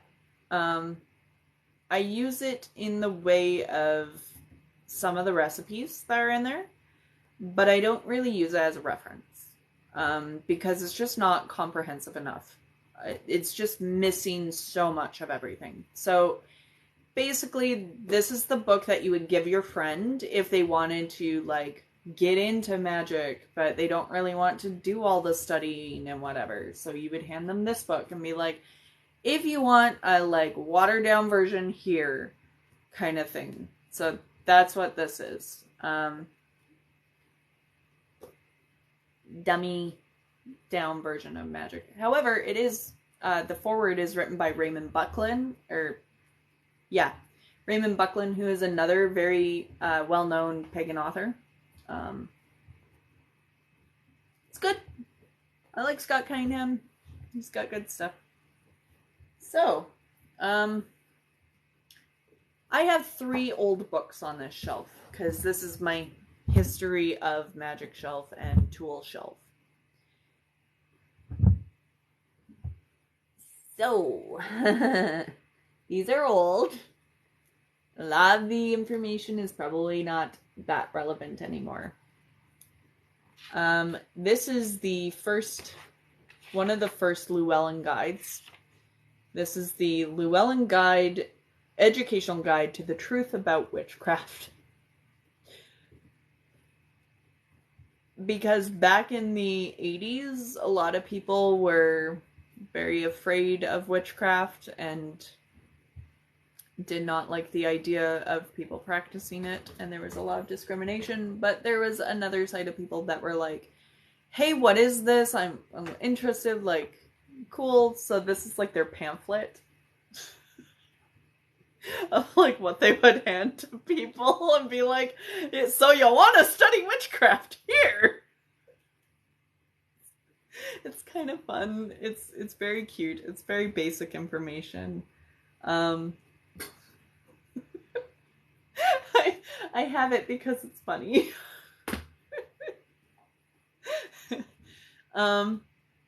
And then we have the complete guide, or the complete art of witchcraft, by Sybil Leek. And this is just a really old practitioner guide. But basically the entire thing is Sybil Leek telling you her journey through her craft. Really interesting read, and it has a lot of cool and good information in there. It's just kind of I don't know if you would want to read this. I have it because a friend gave it to me. So there you go. There's that one. Now, does anyone know Aleister Crowley? Yeah. I have his wife's book. This is Vivienne Crowley's paganism book. And it's her principles and practices of paganism.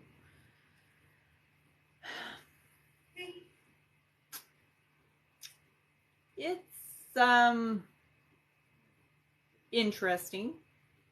A lot of it is Gardnerian belief, which is 1960s kind of belief system. Or this one's 1999 for copyright, so it's a little bit more 90s, but basically she just goes into a history of everything. Like it's history of paganism. That's, yeah. I'm not sure about those 3 books. They're really old. They're in my collection because I got them from friends or from other areas, and they're good to read through. They're really interesting to read through because it gives you a perspective of where we've come from. How old do you think I am? Yeah.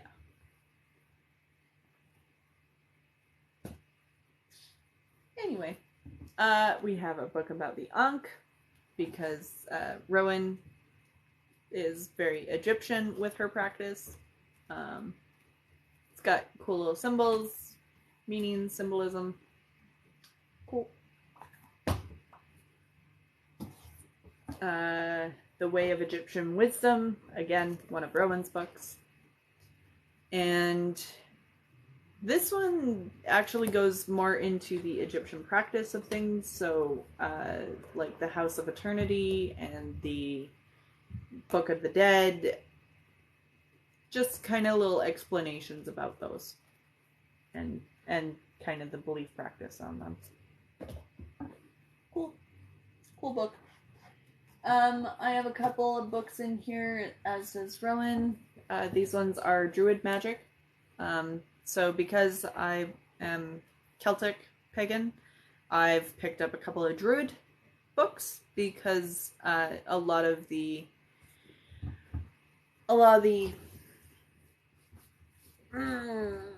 let's say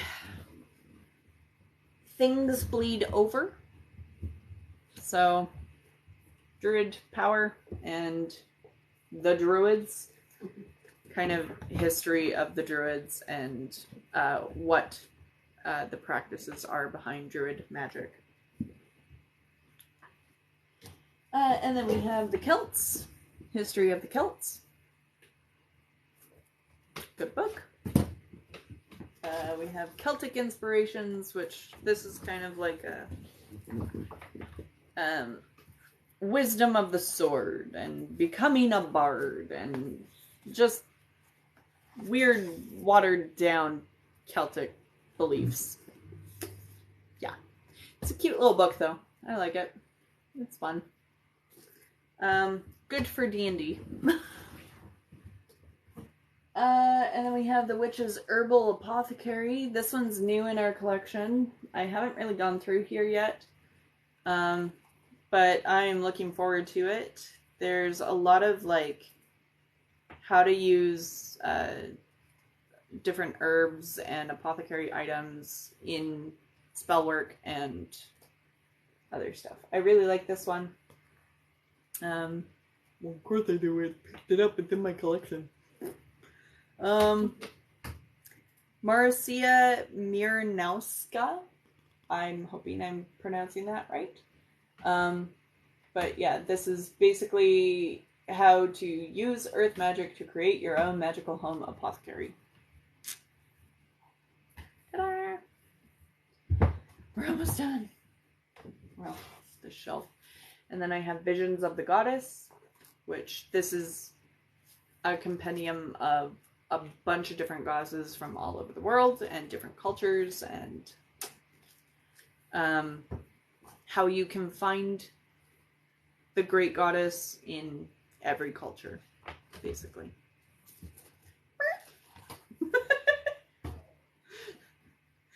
And then create your own tarot. So this is like a tarot coloring book. So you can color your own tarot cards. And I've slowly been getting through them. And then there's a small brief thing about tarot in the beginning. Yeah, I knew we were missing a deck. Really cool. So technically 22 decks, but this one's unfinished.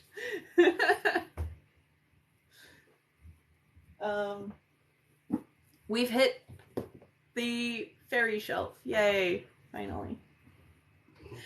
Whew. Last two shelves. Last two shelves. So, I have gone through these in a TikTok video already, but we will go through them again. This is the Fair Folk. This is basically, this is actually more of a story, like, it's like a fictional story, but also non-fiction, and kind of like, got really, really good information, and yeah, it's interesting. This one's by Marvin K, not Marvin Gaye. I like it. It's a good book. Can't wait till 30K and Celtic deities. Shh. Shh. No. Shh. Shh. How many bookcases do we have? 1, 2, 3, 4, 4, 5, 6, 6, 7, 8, 9. About 9 so far. Gonna get more. We need more. Okay. So, first book on the shelf is Animals Speak. Again, I was talking about this earlier. It's basically totems, or spirit animals, and how to distinguish a bunch of other stuff. If you're very interested in that kind of thing, definitely pick up this book. It is very, very, very good read by Ted Andrews. Then we have the Encyclopedia of Fairies. Illustrated Encyclopedia of Fairies by Anne Franklin. And yes, the charm of this book and the charm of the other one, the Fairy Folk, is that they have really badly photoshopped images in them. Like, really badly photoshopped. But this is the most in-depth compendium encyclopedia of each kind of fairy. And I think she's actually rewriting this book so that it has more. Because a bunch of people reached out and were like, you know there's more than that, right? And she's like, oh, I'm well aware. So there's going to be a second edition of this eventually. But yeah, it's very, very, very good book. One of my go-tos. Love it. Then we have, which I pimped so many times, Fairy Wicca by Kisma K. Stepanich. Book 1 and Book 2. If you want a, basically, you know how we have Anne Mora and Silver Ravenwolf and the Witch School books that are, you know, your basics. This is your basics for Celtic witchcraft. Books 1 and Books 2. These are actually really hard to find. It took me 3 years between the two of them to actually find them. And I had to go to numerous used bookstores to go and find them. And I know a lot of people would be like, oh, only 3 years. It was somewhere between 3 and 5. Let me tell you that. But basically, the first one goes through like the Tuatha De Danann. It goes through the Daoiné. It goes through the heroic fairy, the medieval fairy, the diminutive fairy, which are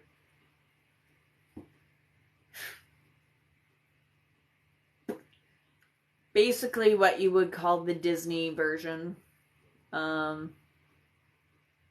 lot of people don't believe that those fae exist and that it's solely an image that was made up by Disney. Hate to break it to you guys, they do exist. They are real. Fairies are real. Fairies are real. To anyone that can hear me, fairies are real.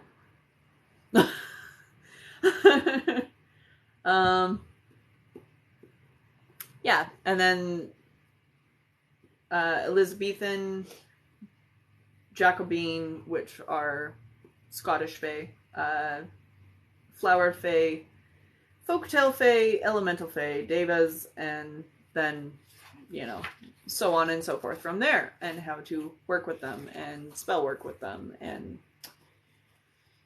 I love these books. Yes, anyway, go-tos. Yes, and dragons, and yeah, it's, what are we talking about here? Animal Spirit book? Yeah. I love Amy Brown, and I love Neen Thomas, and all of their art. They're gorgeous. I actually have a number of Amy Brown Fae, and so does Orphan Inuit. She actually sells them. So if you are looking for some Amy Brown Fae, and Neen Thomas Fae, go and check out Orphan Inuit and Zoltengal Emporium. I will put their hashtags in the description or in the comments of the video. And they are amazing. You should really check them out. I worked with them, and that's where a lot of my fairy statues have come from. Then we have fairies, of the Celtic lands. Oh, lost connection. Oh no. Resume live. Oh god. We've lost the connection. Is everyone okay? Raise your hand if you are okay.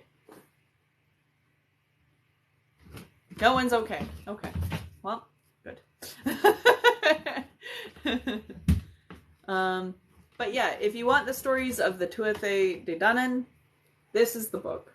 This is the triumph of the humans, the fairies' gifts, the Christianity, the overtaking them, the Fomorians, the modern fairy encounters, each one of the Tuatha legends. Yeah, that is the book. Oh, good. You're all raising your hand. Okay, good. Good. I'm glad you're okay. Thanks, guys. We're okay. Oh, there's 15 of you in here. Oh, hi. I didn't even realize. Holy crap. Yeah, you've been at a good steady 15 this whole time. Wow. You guys are amazing. Thanks, guys. And then we have the ancient Celts, and this is just history of the Celts. History, yay. Oh. I love this statue. Look at him. He's decapitated. But yeah, it's basically just history, Celtic land, blah blah blah. Enchantment of the Fairy Realm by Ted Andrews. This is a very cool, interesting read. There's a lot of like different approaches on how to attract them, a lot of different meditative practices and how to get in touch with them, how to bring them into your practice, kind of thing. Disclaimer about the Fae realm. You cannot go there physically. At least not in this lifetime. Keyword being lifetime. If you understand what I mean that you have to be dead. Okay? Okay. Just so that we're clear. Yeah. Good. I'm glad that you understand. Hi from Cleveland. How are you from Cleveland? Oh, Hazel Witch. Hi.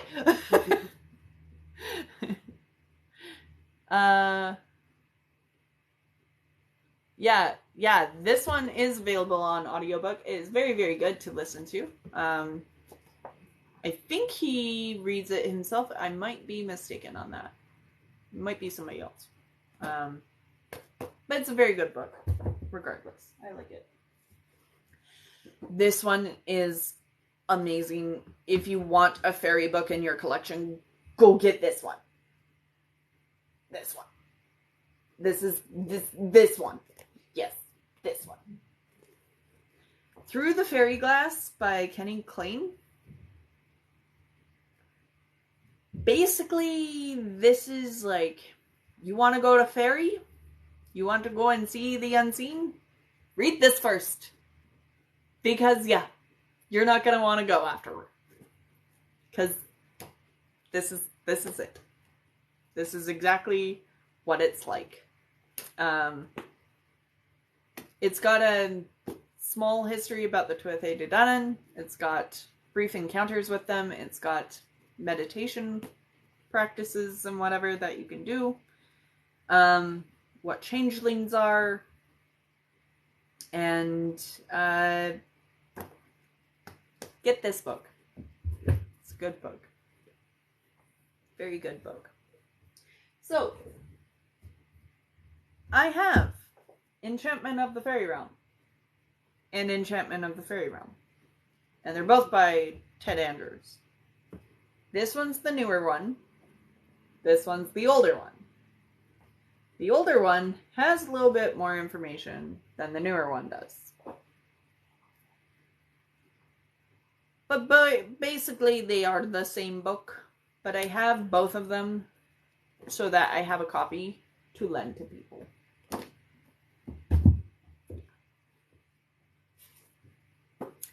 Spirits of the Sacred Grove. This is a very good book as well.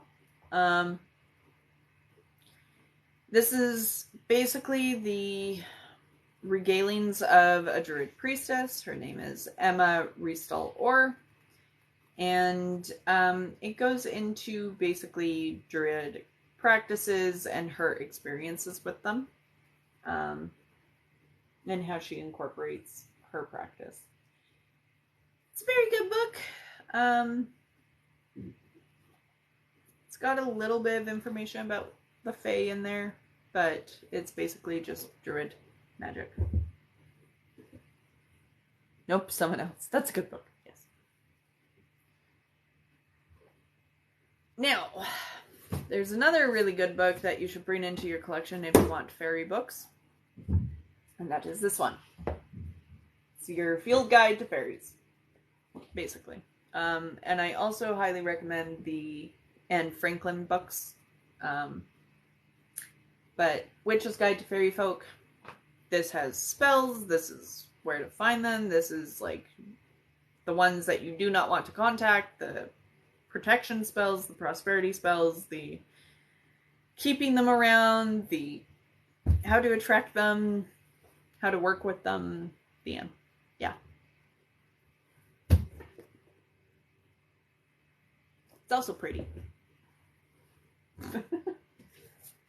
Earth power, self-explanatory. It's all about nature magic. Mostly it's spells.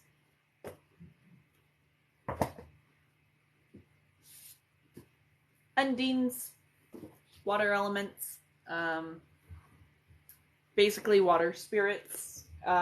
This reads really weird. It's a little bit hard to read sometimes, so definitely take it slow. But basically it's a practitioner who has done meditative spiritual practices, and their spirit guides have talked to them and introduced them to a couple of Undine spirit guides. And a lot of the information that is in here is read through kind of a dialogue of what those spirit guides have said to them. And the information that the universe can give them through those guides. It does have meditative practices in it. It does have how to commune with these guides, specifically the ones that are in the book. It's really interesting.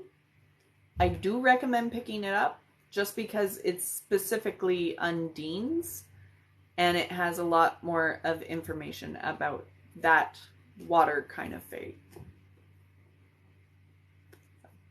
Yeah, there you go. It's a cool book. I do have kids' books in my collection, or what would be classified as kids' books, because kids' books actually have a lot of information that you wouldn't expect. So I have mermaids, I have a dragon book, I have a fairy book. A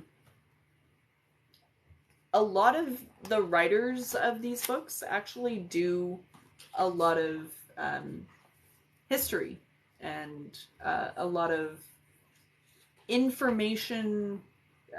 Like they go into the information for you and they do the research for you so that you don't have to. Plus, they're just fun and beautiful. Like,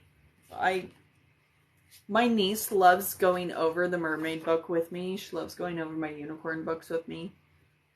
And when she's a little bit older, I might gift some of them to her, maybe. But, yeah, these are just incredible books.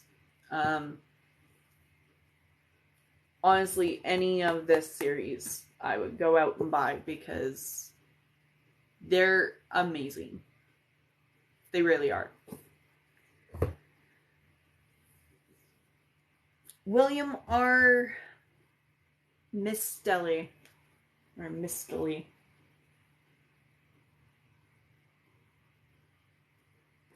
For the endings. And then this one is Professor Ari Burke. Yeah. I'm not sure if that's just a name that they've given themselves. I do have a bestiary. Wait your turn. John Gregory's bestiary. So this one has beasts and creatures that you do not want to mess with in there. A lot of people will use this for like D&D. And they'll use it for roleplay games. But there is a little bit of truth to this book. A lot of it is like based in the history of these creatures. So that's why I have it in my collection. The art is absolutely gorgeous too. I really love this. Yeah. It's a cool book. I'm not sure if he was meaning for it to be used as a reference guide to magic and witchcraft. He probably meant it as a fictional book, but some of the stuff in there though. And then we have Doreen Virtue's Fairies 101. This is actually really useful to use with her fairy oracle deck. Say hi to Baron. Hi, Baron! Congratulations on 1,000 followers. I don't know how that happened. At all. What was the one with the mermaid? Oh, the one with the mermaid. The Secret History of Mermaids and Creatures of the Deep by Professor Ari Burke.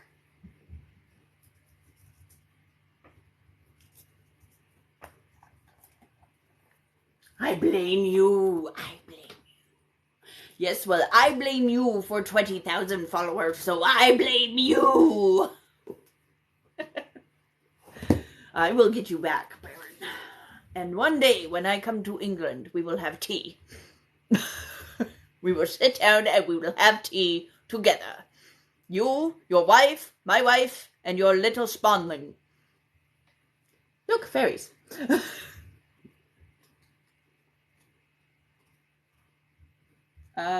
So yeah,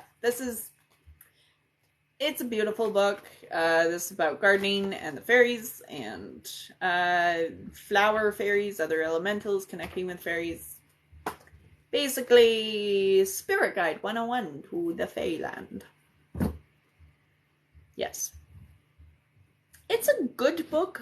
But it's a Doreen Virtue book, so if you are not a fan of her, don't buy it. It's blame happy. Yes. Yes. Now, the rest of these that are on this shelf are what you would classify as fictitious. And they would be found in the fictitious or folklore sections of your library or your local bookshop. But I have found that the best way to get information about the fairy realm and about all of the fairy stuff with them. Hello, Cahoots. Coots and Kitten. Hello. Is to read folklore and read fairy stories.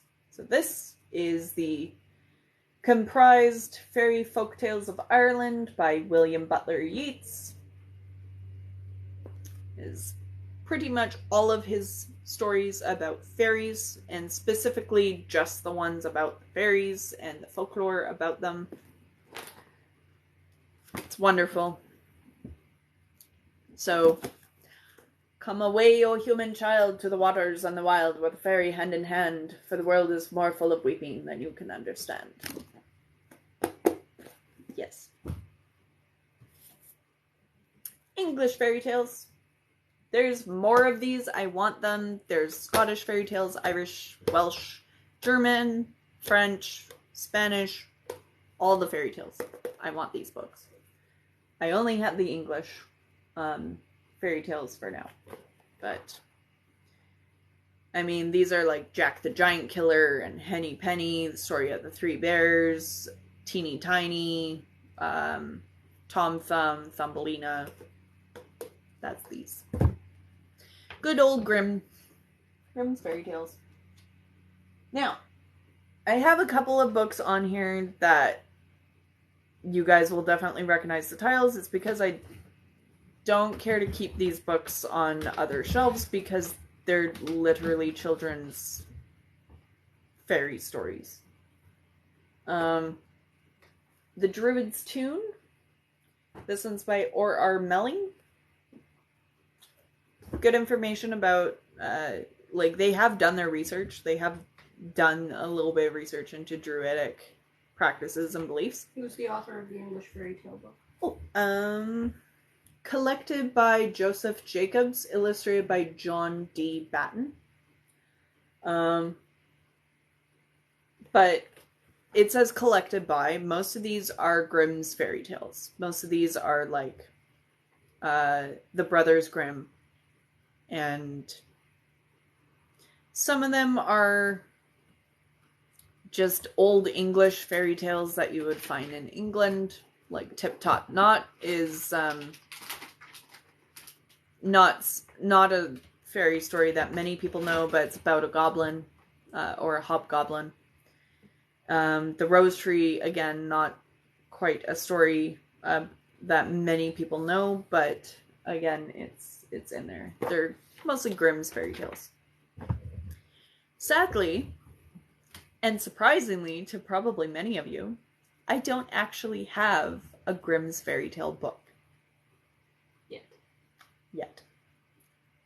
However, many of my books have Grimm's fairy tales in them, so I never really felt the need to actually go out and get one.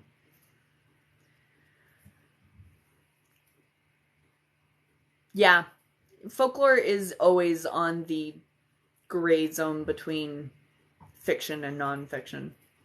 I mean, how else did things happen, right?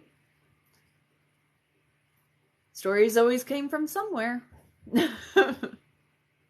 Every time you show books, I keep buying books. I feel you. The way to keep your book costs down. 3 tips from Raven and Rowan. Number 1, go find your little free libraries in your area and stock them or haunt them regularly. Every time you are out. Used bookstores. They are your best friend, and they will find you books like these guys at very, very cheap costs. This guy was only $10. This guy was only $8. And one of my, the 2 fairy, the fairy spell books I have, the ones by Kisma T. Stepanich or something. Yes. Fairy Wicca. Both of these were from used bookstores. This one was $13.75, as was this one. See? Used bookstores. Because original cost for these was probably like $25. Or more. Or more. Number... Third tip, eBay Yeah. or Amazon. The used section of Amazon. The used section of Amazon specifically. And the fourth tip, but one I don't really recommend, is going to really doing your digging and your researching and doing your website researching, trying to find all the information that you can on things through Google searches, through other websites, through information that you can find out there. And sometimes these sites will have good information, and sometimes this information will be stolen, which is why I don't really recommend it. I know some sites that I've been to, they have a full PDF copy of a book that somebody has written that they're not getting credit for on a site. I don't really recommend that method, but it's out there. If you have no other way of obtaining your information, Google is free, so long as you have an internet connection.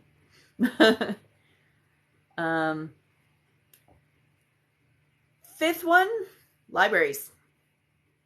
Libraries are the best. Most of them are free now.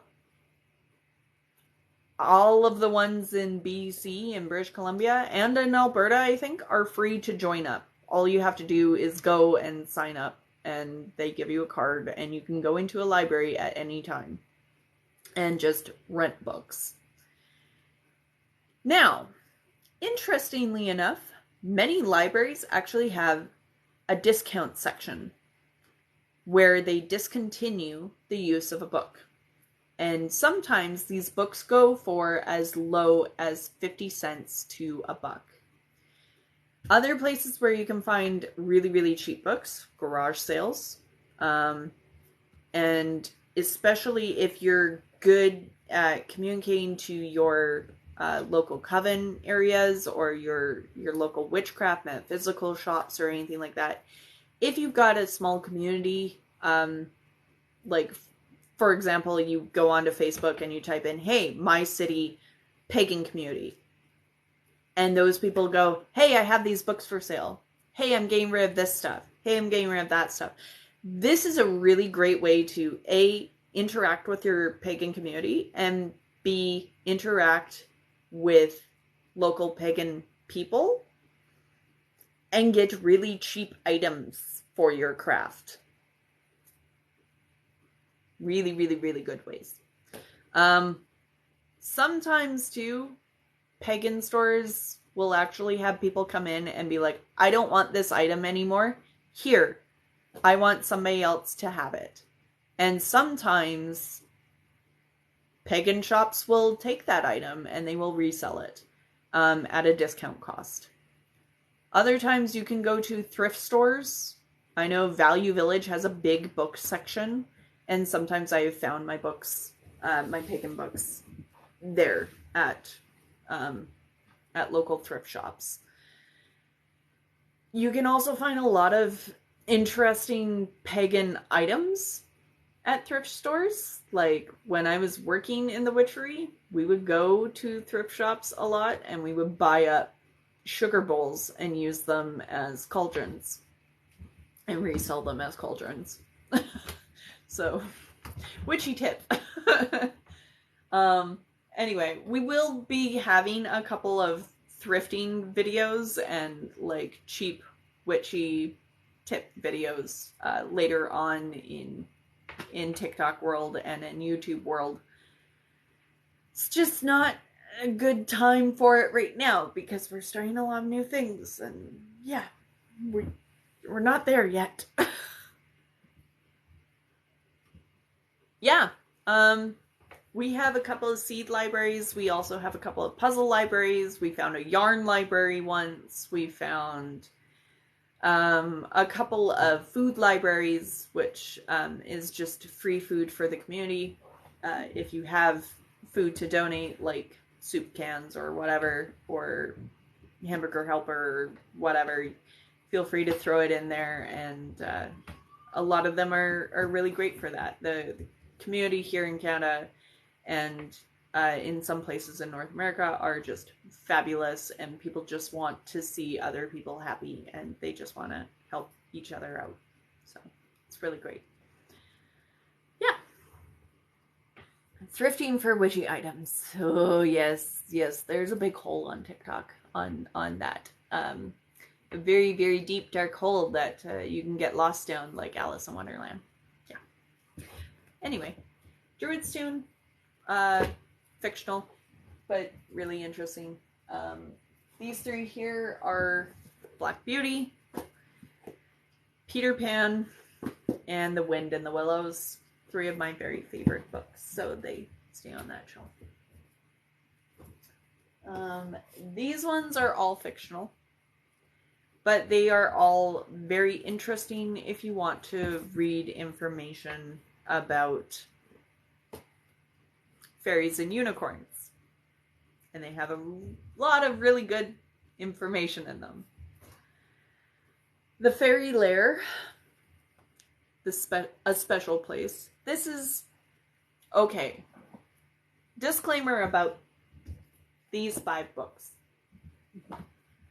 When I was a child, basically when I was 13 to about 15, I read a lot of weird, silly chapter books. Or about 10 to 15, honestly. Some of them being Harry Potter, obviously. And Holly Blackteeth and things like that. But these are other books that I have found, and I keep them in my collection because honestly they're really, really fun to read. This is a good one for like 10 to 12-year-olds. And there's actually a little series about this, but this one here I have kept specifically because there's a whole bit where the 2 girls who are in this book go through the veil into the fairy realm.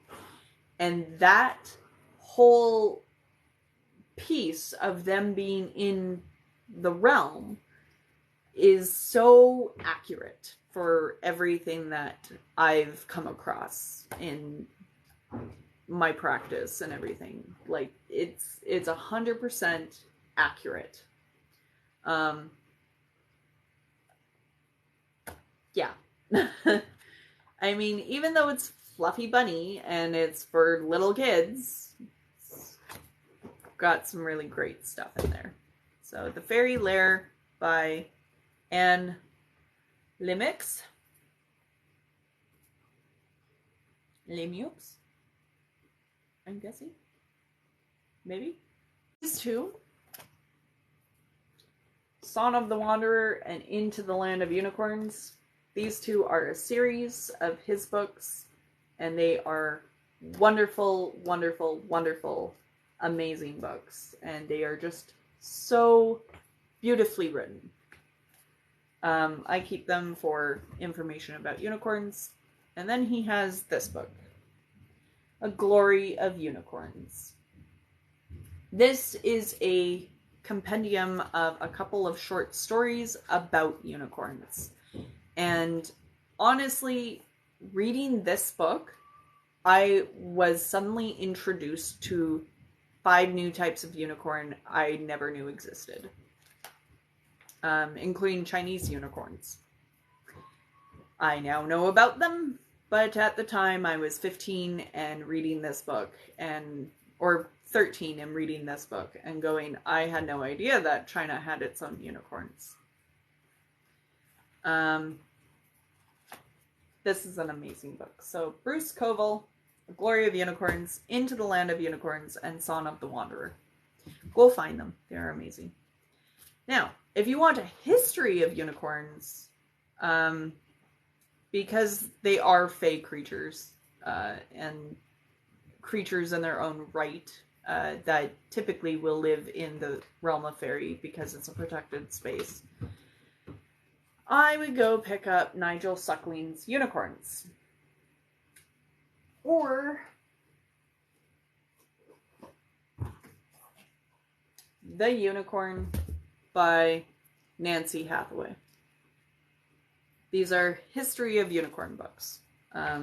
So basically they will go into all of the ins and outs of where unicorns come from, different cultures. Yeah. Beautiful, beautiful books. You're coming up on 3 hours, so speed up. There's also The Natural History of Unicorns by Chris Lavers. Again, very good books. The Unicorn Sonata by Peter S. Beagle. Unicorns I Have Known by Robert Bavera. This is the one that's got all the photos of unicorns in it, and on the back end it's like how to find them, basically, like the field guide. We've made it to the bottom shelf. This is the book about the magic mirror. We have a black mirror in our collection. This is its book. The black mirror itself is up on the altar, covered with a cloth. If you are working with black mirrors, be very careful. That's all I got to say on that. Just do your research and be very careful. Controversial topics. We don't talk about controversy here. No, we don't. Okay, so this is a book that you probably should have in your collection if you are going to do anything about witchcraft, because you need to know what the history of the bad shit is.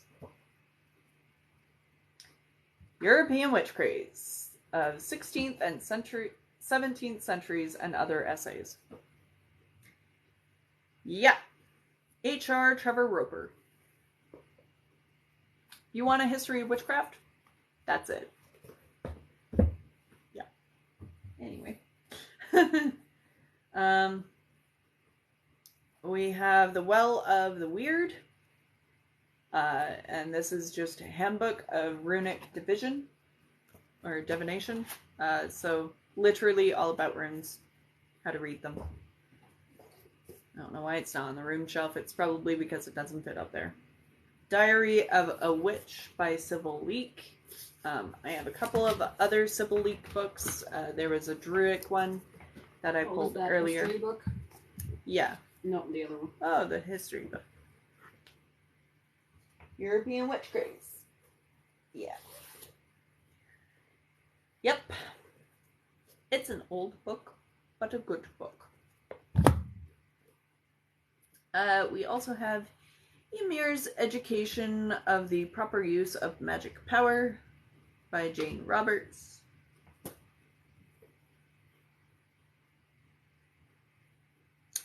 It's a fictional book, but basically, if you want an interesting take on meditative practices, yeah. Yeah.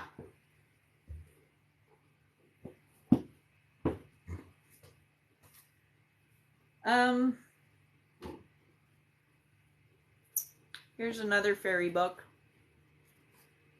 The Irish Leprechaun's Kingdom. Banshees, fairies, changelings, clerlicons, demons, ghosts, giants, the Gurak, leprechauns, meadows, monsters, the Puka, vampires, werewolves, witches, and worlds of wonder. Nothing in the world can boast such a variety of fairy folk as the Thrawn Hills, lakes, and woods of Ireland, last refuge of the little people. The Irish Leprechaun's Kingdom celebrates these ancient creatures in pictures from the work of Irish artists over the last 100 years or so, and the words of celebrated writers and fairy chroniclers such as Lady Wilde, William Butler Yeats, Thomas Crofton Croker, Patrick Kennedy, Jeremiah Curtin, and Lord Dunsany. This is the feast of Irish myth and magic. Still has receipt in it. It's wonderful. It's a wonderful book. I love it. Mythology for dummies. Woo! Because sometimes you need to throw the dummy book at people. Some days. Old man. Some days. Some days it's just, shut up.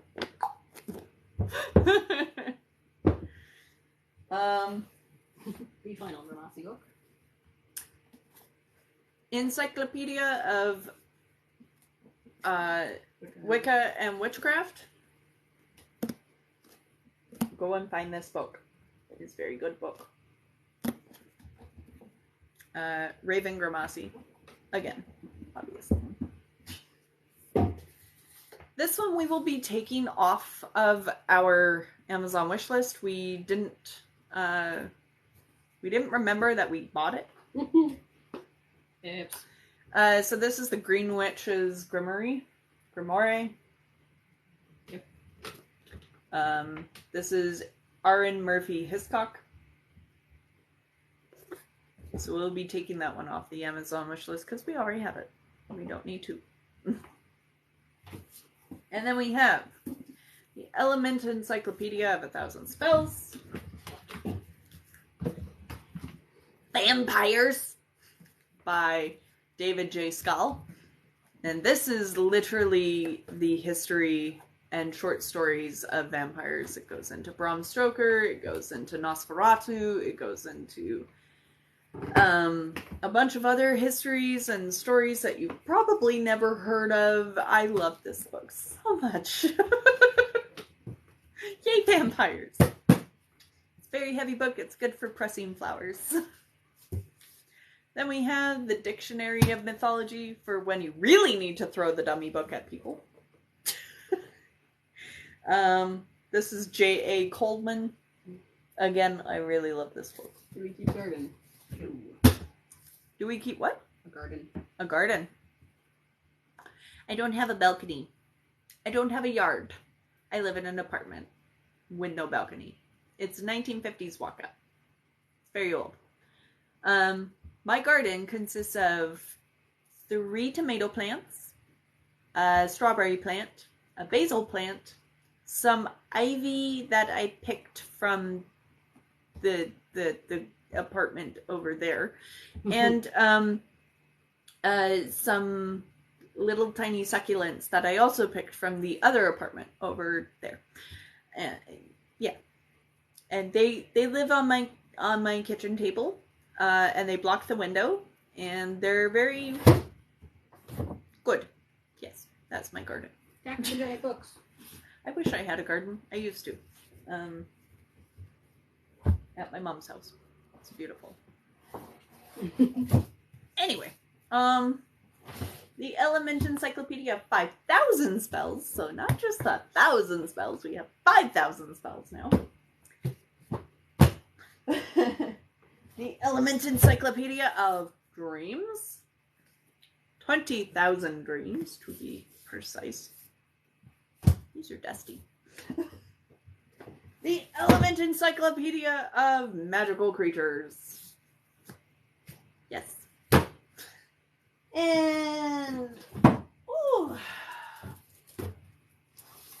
Ooh. The rest of these are fiction. But I... stop it. Keep them around for my niece and my nephew who are under the age of 12. So this is Wobble the Witch Cat. It's very cute and very adorable. I highly recommend. We also have The Magic Paintbrush, which is a beautiful, beautiful book. We have Secret Spells and Curious Charms. Yes, this is a children's book. This is a magical children's book.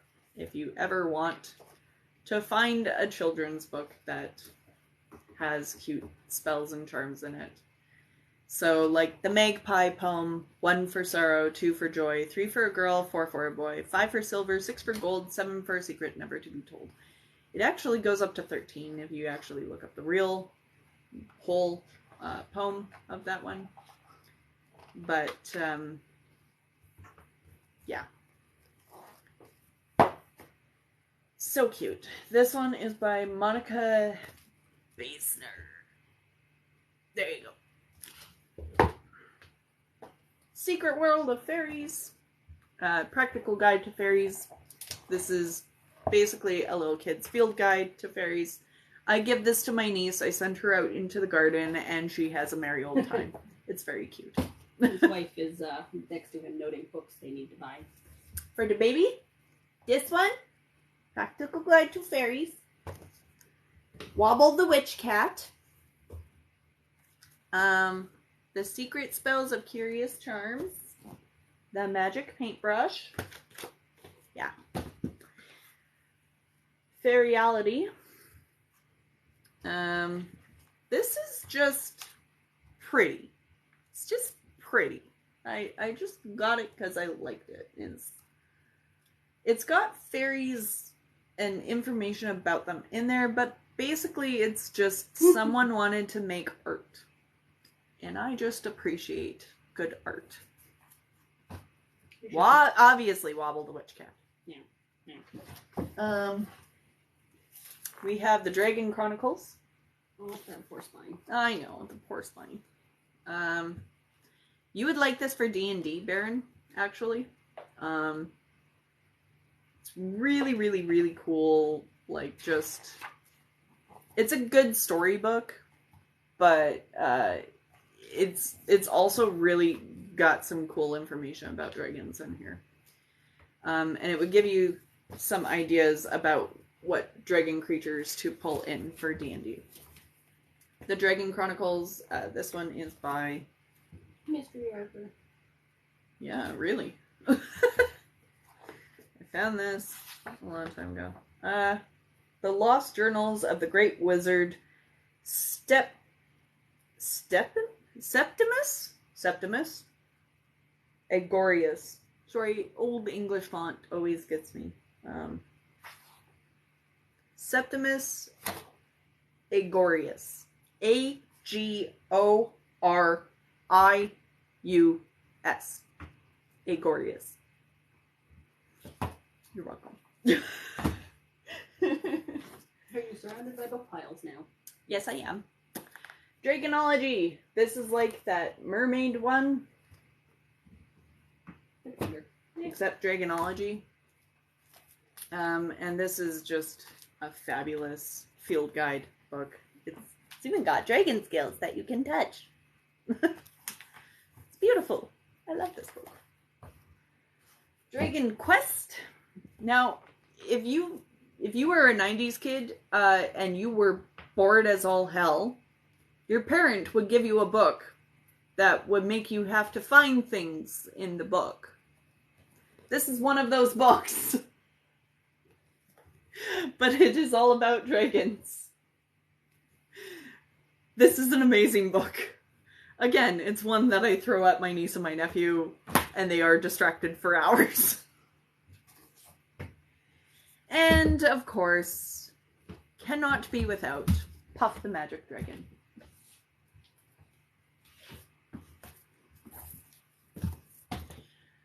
But my wife has not let me forget 3 books that do not live on this shelf. This is my newest one. Witchcraft Cocktails. Harry Potter's Unofficial Cookbook. And the True Blood Unofficial Cookbook. I brought I asked her to bring over True Blood earlier because this one actually has some voodoo cocktails and voodoo recipes and stuff. But those 3 cookbooks live on the cookbook shelf, which will be when we hit 50,000 followers. We will go through the entire collection. That's it.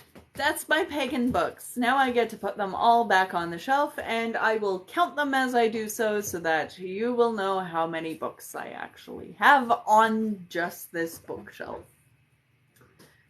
Okay? Okay.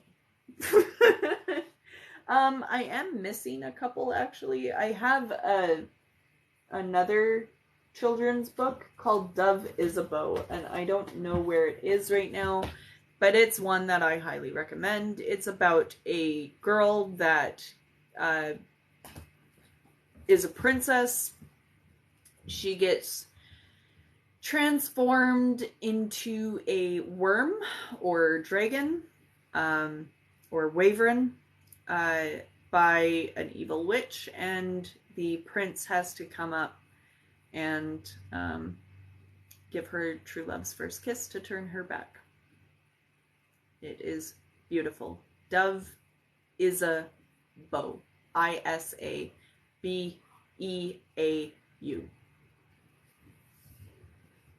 So yeah, that's my pagan books, guys. Thanks for joining us. Oh God. Oh. I don't know what I'm going to do for 40,000 yet. There has been a couple of suggestions. One was keto friendly because my wife is keto and I'm on sort of a low carb healthy kick for our diets right now.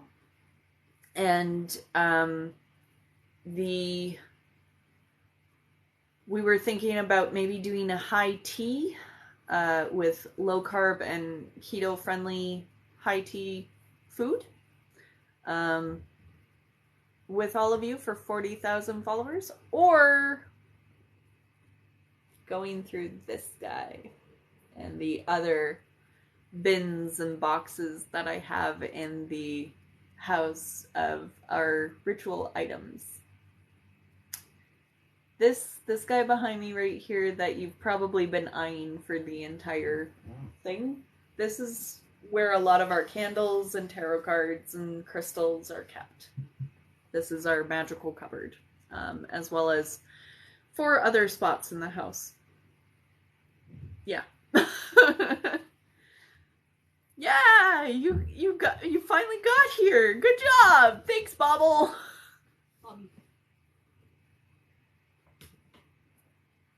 T sounds cool. So is the big triangle. There has also been discussion that maybe at a larger number of people, a very larger number of people, we won't go through my dragon hoard of stuff. No. I'm not the only dragon hoarder in this house. My wife, my beautiful, beautiful wife, is a dragon hoarder. And she is a coveter of fine fabric.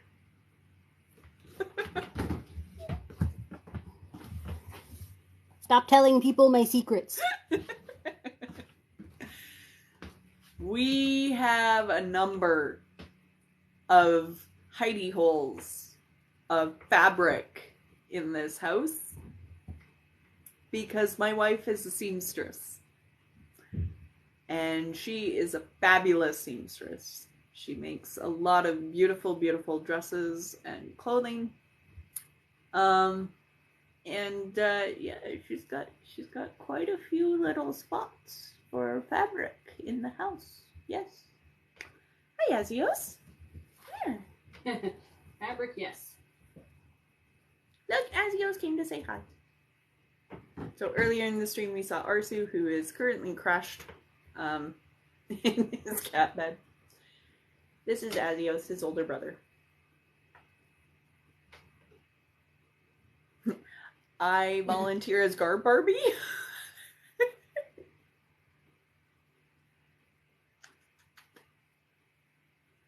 Thanks for coming out, guys. We love you. Hurts. Sorry. Bye. We love you.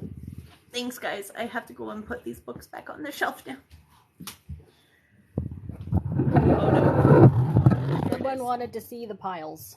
Okay. Well, pull it back. You've got tons of space. Hi. You might want to aim it down a little. There you go. Hi, guys. There's also some over there. Hi. I have to put these books back now. Thanks so much for coming out, guys. You guys are amazing. I love you. Thanks for the gifts and for chatting, and this was amazing. Thanks, guys. Bye. How do I end?